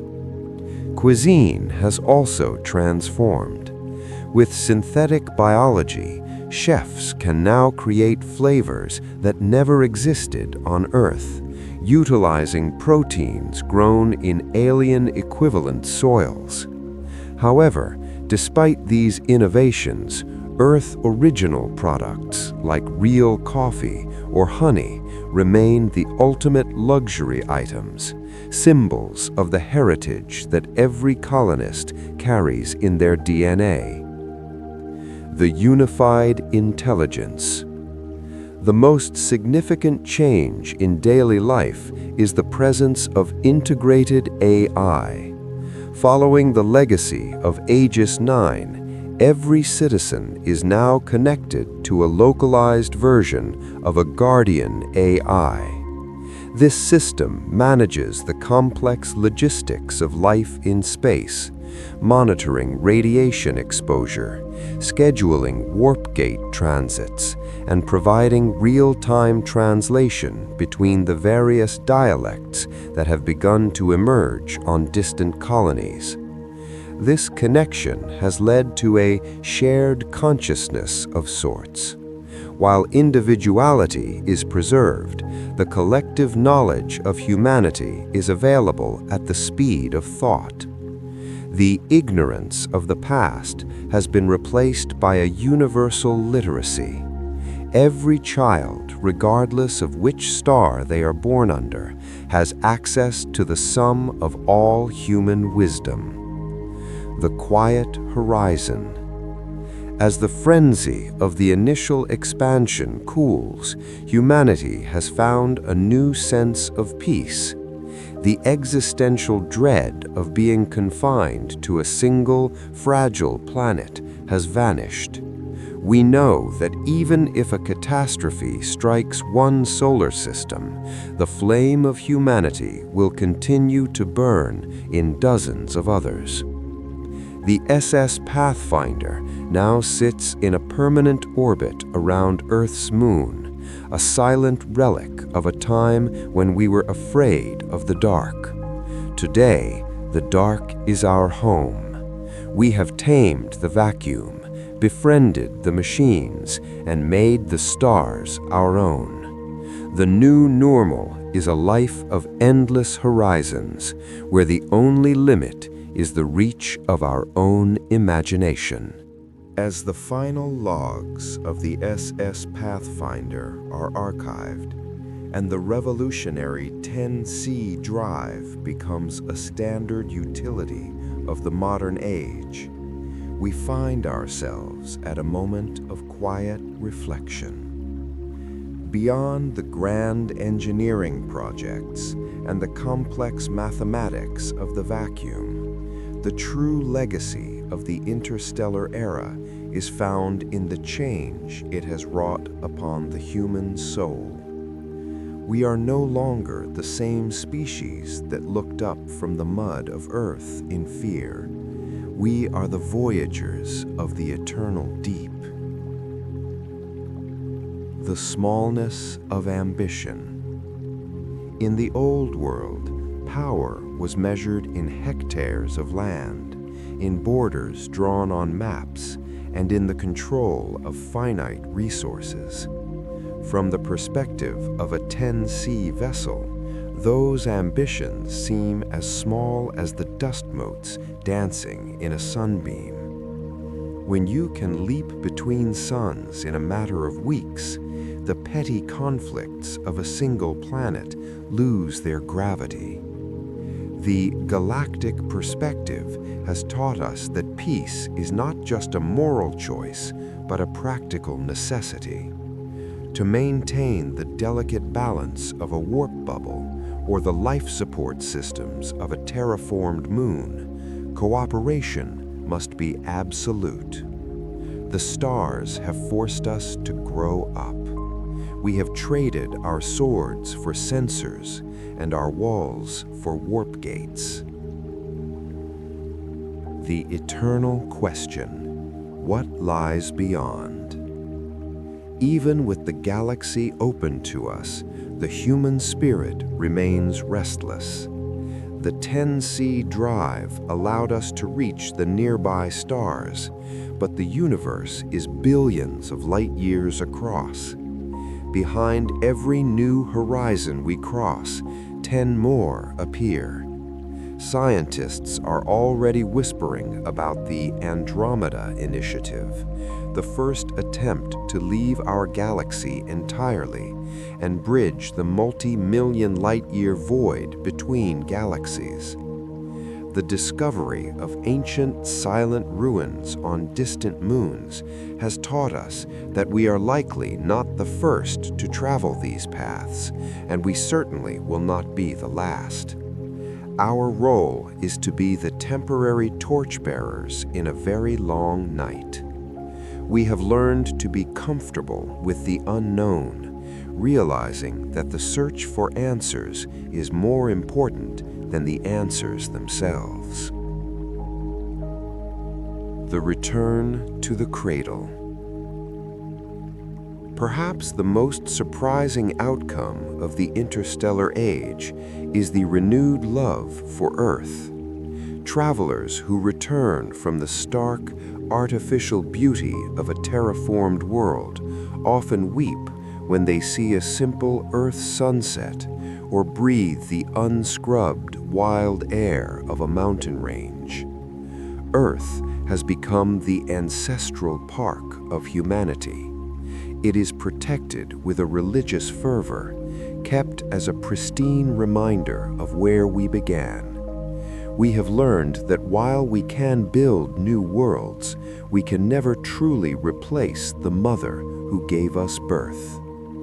Every starfarer carries a small vial of Earth's soil, or a recording of an Earth thunderstorm, a digital tether to the gravity that first held us. With the frontier now firmly established and the 10C drive integrated into the very fabric of human existence, we must look at the generation born under alien suns. These are the Star Children, the descendants of the original Pathfinder crew and the first waves of colonists. For them, the concept of being bound to a single planet is as ancient and strange as the idea of sailing ships was to the astronauts of the 20th century.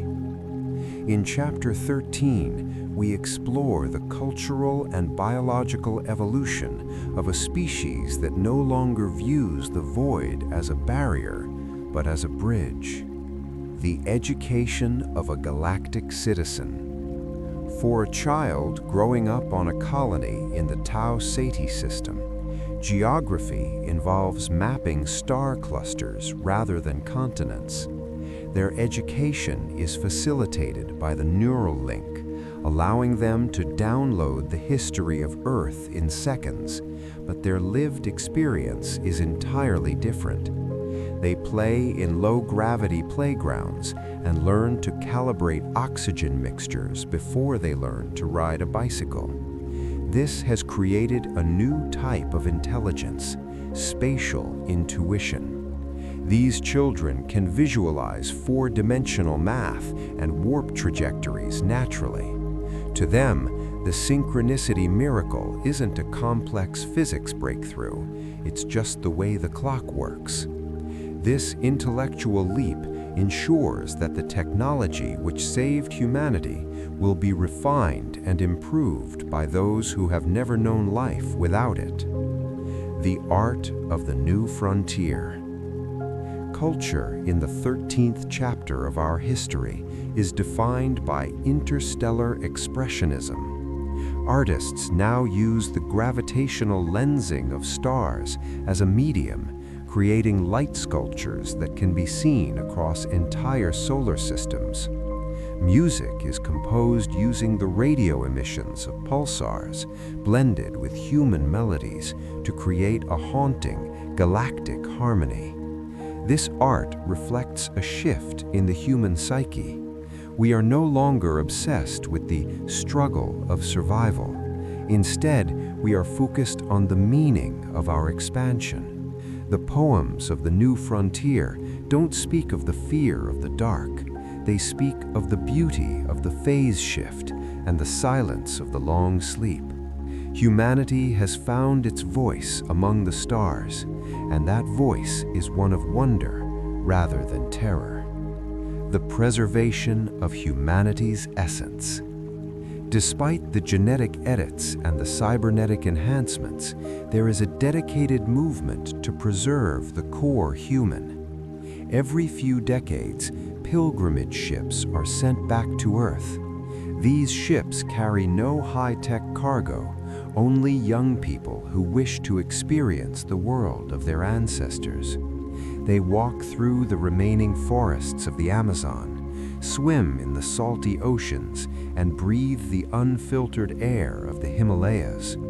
This touchback protocol is essential for maintaining the emotional health of the species.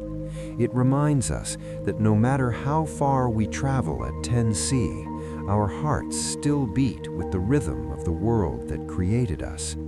We are a species with 1,000 homes, but only one mother. Looking toward the great beyond. As Chapter 13 concludes, the technology of the Pathfinder is already being surpassed. There are rumors of zero-point instantaneity, the ability to move between points in space without any elapsed time at all.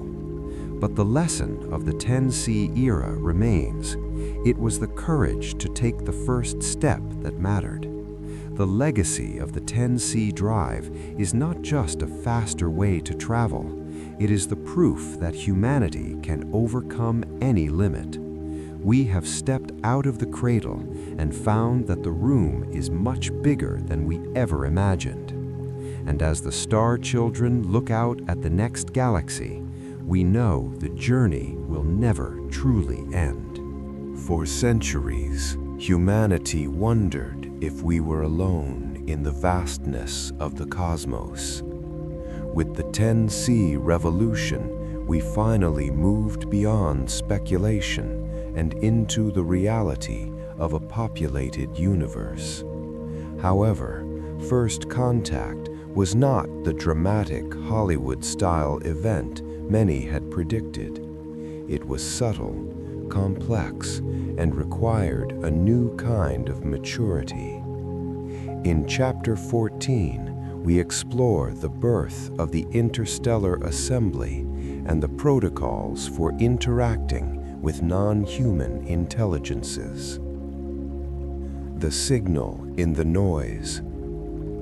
The first confirmation of alien life didn't come from a spaceship landing on the White House lawn, but through the tachyonic sensor arrays of a long-range scout ship. Scientists detected non-entropy signals, patterns in the quantum foam that could only be generated by an artificial source. These signals were coming from the Kepler 186 system. Unlike human communications, these signals were based on universal mathematical constants and prime number sequences. It was a greeting card from a civilization that had been watching the 10C wakes of our ships for decades. They weren't hostile, they were cautious. They had been waiting to see if we would destroy ourselves or if we would successfully manage our transition into a Type 2 civilization. The xenological protocols. To handle this new reality, the IRRC established the Department of Xenological Affairs. The protocols were clear, non-interference, and absolute transparency. We learned that communication with an alien species isn't just about translating language, it's about translating thought structures. Some species perceive time as a circle rather than a line. Others communicate through bioluminescent skin patterns or complex pheromone releases. humanity had to develop universal translators that utilized the Aegis AI cores to bridge these biological gaps. The goal of this diplomacy was not trade or territory, but the exchange of scientific and philosophical data. We realized that every species in the galaxy has a different piece of the cosmic puzzle. The interstellar assembly. As we met more civilizations, some older and more advanced, others still in their industrial ages, the need for a governing body became apparent. The interstellar assembly was formed not as a government, but as a forum for conflict de-escalation.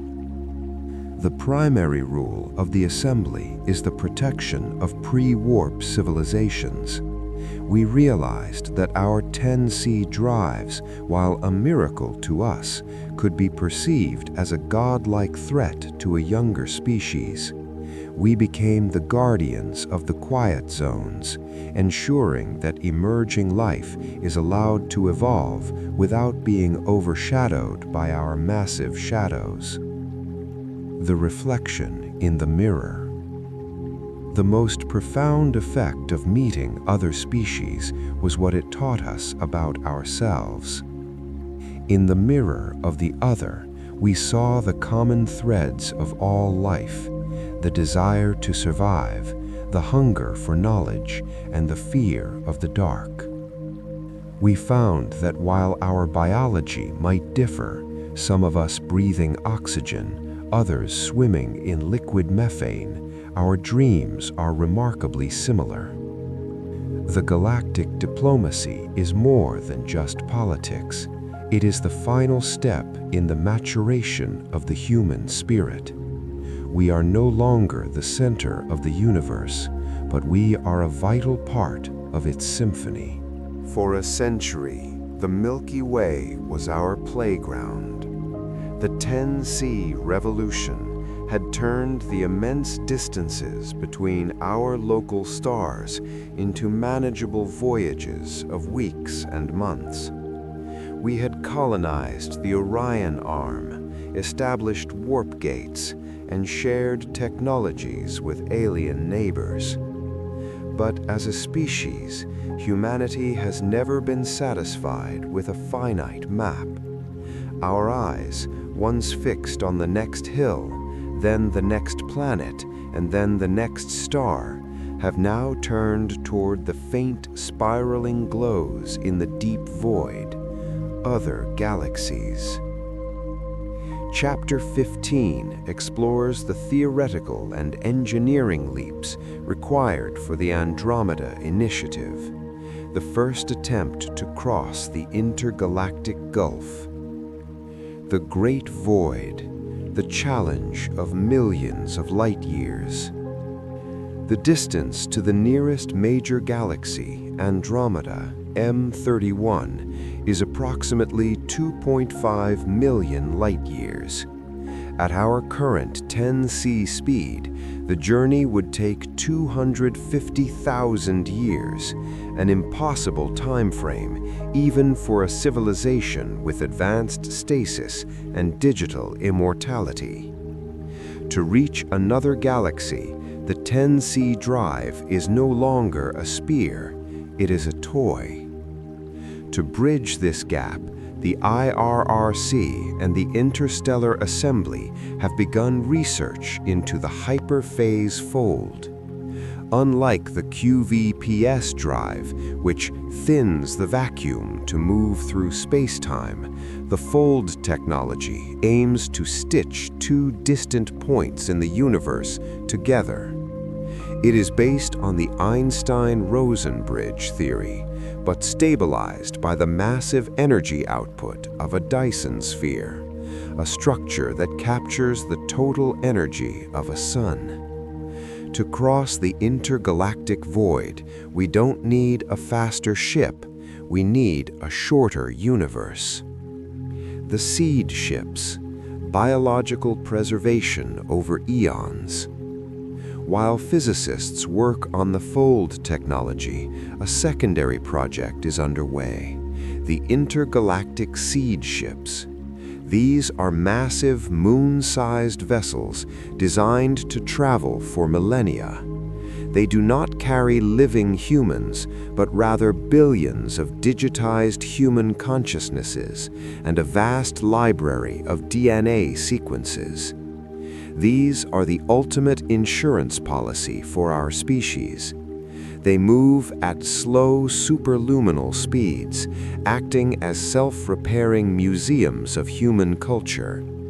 If the hyperphase fold fails, these seed ships will eventually reach the Andromeda galaxy in several 100,000 years. Upon arrival, the AI will print new biological bodies, download the stored consciousnesses, and begin the story of humanity all over again in a completely different sector of the universe. The ethics of multi-galactic expansion. This move toward intergalactic travel has sparked the most intense debate in the interstellar assembly. Some alien species argue that we are cosmic parasites, seeking to spread our influence beyond the natural limits of our home galaxy. They fear that by expanding into other galaxies, we risk upsetting the grand balance of the universe. However, the human perspective is one of innate exploration. We argue that the universe is a garden intended to be witnessed. If a tree falls in an uninhabited galaxy, does it make a sound?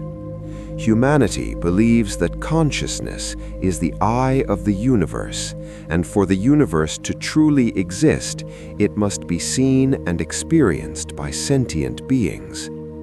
To stay in one galaxy is to eventually die with it. To move between galaxies is to ensure that the flame of thought never goes out. The first leap, the Andromeda beacon. As Chapter 15 draws to a close, the first intergalactic beacon has been launched. It is a high-powered tachyonic transmitter designed to signal any intelligences in the Andromeda galaxy that we are coming, not as conquerors, but as neighbors. It will take years for the signal to reach its destination, even at superluminal speeds, but the message is clear. We are no longer bound by the gravity of our birth. The Milky Way is our cradle, but the universe is our home. The intergalactic horizon is the final frontier, and as we look at the distant smudge of the Andromeda spiral through our quantum telescopes, we realize that our journey has only just begun. As humanity and its allied intelligences expanded across the intergalactic voids, a new and final challenge began to emerge on the horizon of scientific thought. It was no longer enough to move between stars or even galaxies. The ultimate limit was no longer space, but time and the eventual heat death of the universe. In this penultimate chapter, we explore the Omega Point, the theoretical moment where biological and digital life must find a way to survive the very end of the physical cosmos. The entropy crisis, the dying of the light. Every star has a lifespan. Over trillions of years, the hydrogen that fuels the stellar furnaces of the universe will eventually be exhausted. One by one, the lights of the galaxies will go out, leaving behind a cold, dark expanse of black holes and iron stars. This is the law of entropy, the second law of thermodynamics, which dictates that all systems move from order to chaos. For the Type 3 civilization that humanity had become, this was the final cosmic prison. We had conquered the 10C drive and the Andromeda fold, but we were still subjects of the universe's aging process. To survive the big freeze, we needed a solution that went beyond mere propulsion.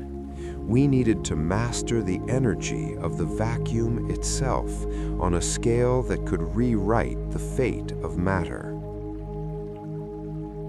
The vacuum energy extraction, harvesting the void. The breakthrough came from a refinement of the original QVPS technology that powered the SS Pathfinder. If the vacuum could be thinned to move a ship, could it also be tapped to provide infinite energy? Scientists created the zero-point singularity, ZPS. By creating controlled micro-collapses of space-time, we learned to harvest the fluctuation energy of the quantum foam. This meant that even in a universe with no burning stars, a civilization could sustain itself indefinitely. We began to build starless habitats, massive, self-contained Dyson spheres constructed around artificial black holes.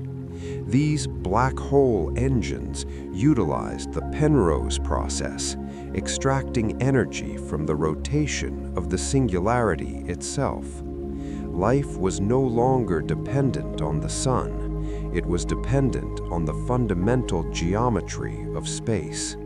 If the physics of the 10C jump represent the soul of interstellar travel, then the engineering of the vessel is its physical body.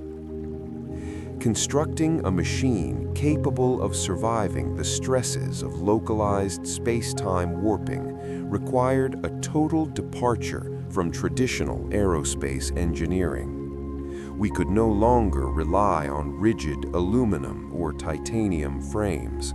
The stars demanded something more resilient, something almost biological in its adaptability. Thus, in the orbital shipyards of the Moon, the SS Pathfinder was born, a vessel that is less of a ship and more of a kinetic fortress. The living hull, self-healing Nan lattice. The most striking feature of the Pathfinder is its exterior.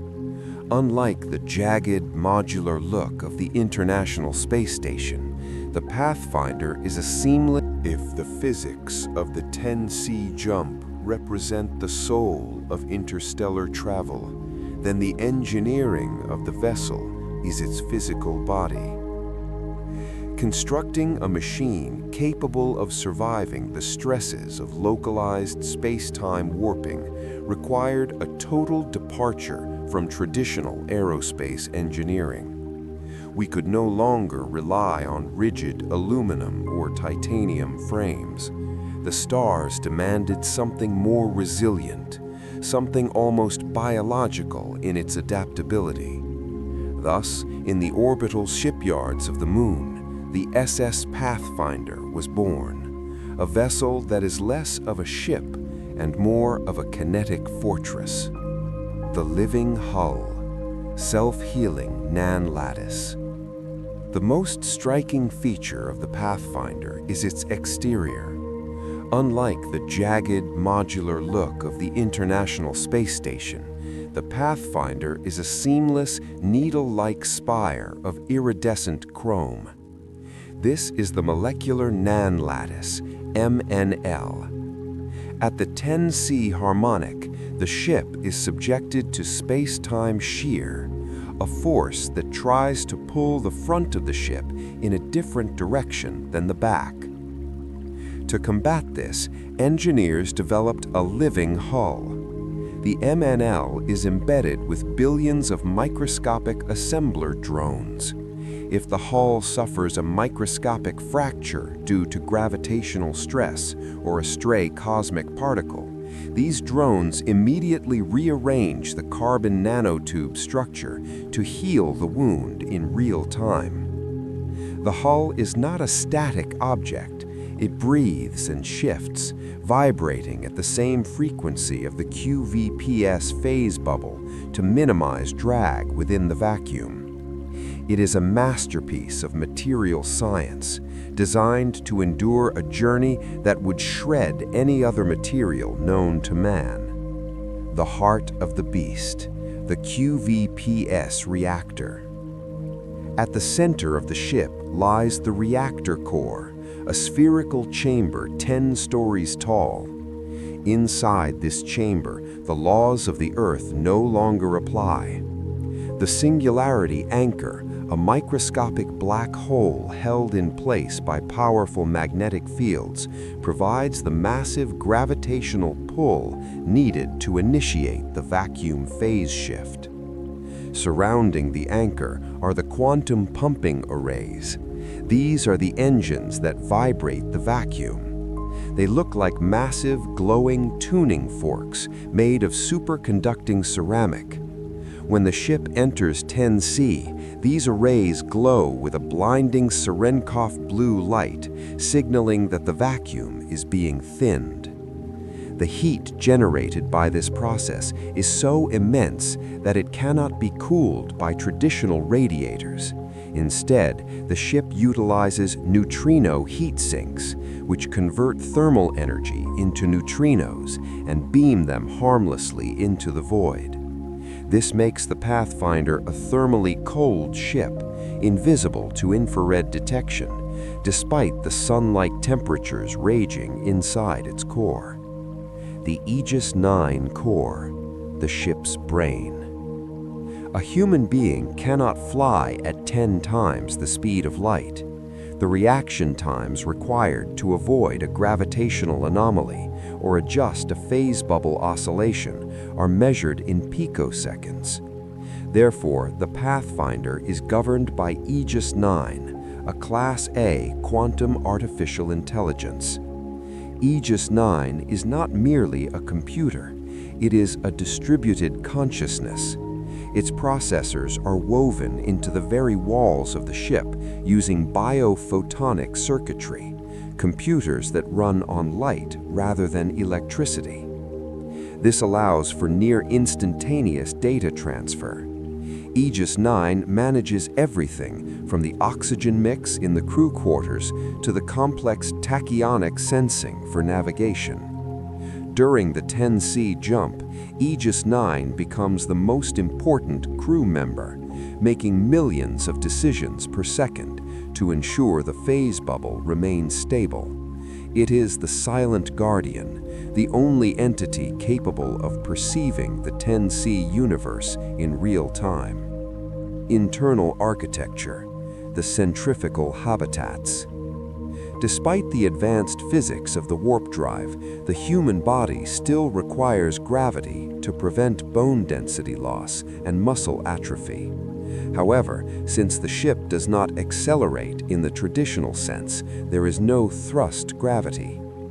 To solve this, the Pathfinder features dual rotating habitats. Hidden beneath the outer hull are 2 massive rings that spin in opposite directions. These rings provide a constant 1G environment for the crew. The interior of these rings is designed to mimic Earth's ecology, a psychological necessity for travelers who will spend months in the dark. There are forest tiers filled with genetically modified trees that scrub CO2 and provide fresh oxygen, and water tiers that recycle every drop of moisture through a closed-loop biome. The lighting in these sectors is programmed to follow a 24-hour Earth cycle, simulating the sunrise and sunset of a world millions of miles away. The bridge, the nexus of command. The bridge of the Pathfinder is surprisingly minimalist. There are no windows. Looking out of a window at 10C would be meaningless, as the light from outside is shifted into the high-frequency gamma range. Instead, the walls are covered in holographic projection surfaces. Aegis 9 translates the data from the tachyonic sensors into a visual representation that the human eye can understand.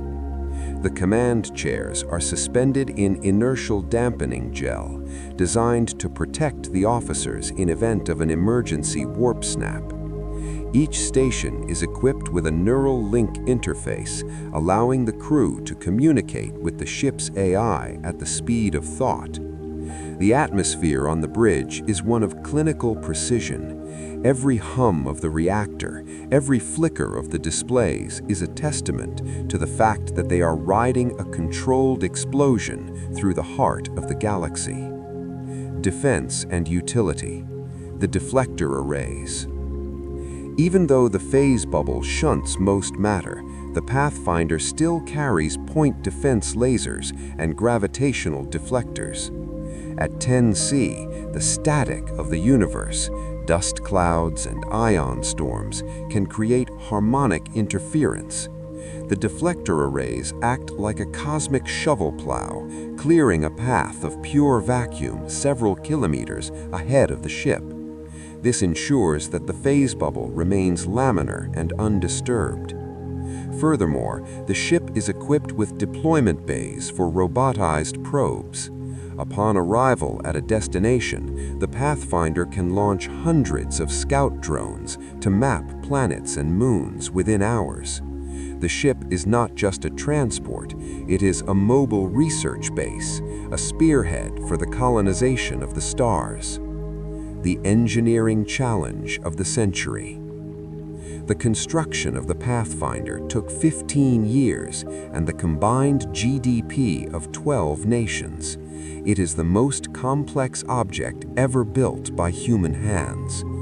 Every bolt, every circuit, every line of code was checked and rechecked by thousands of engineers who knew that a single error would mean a catastrophic failure in the great void. As the ship sits in the silence of Earth's orbit, it represents more than just a triumph of engineering. It represents the audacity of a species that refused to be confined to a single planet. It is a behemoth of chrome and light, ready to tear a hole in the sky and lead us to our new home. The engineering is complete. Now the only thing that remains is the human element and the long sleep that awaits those brave enough to step inside.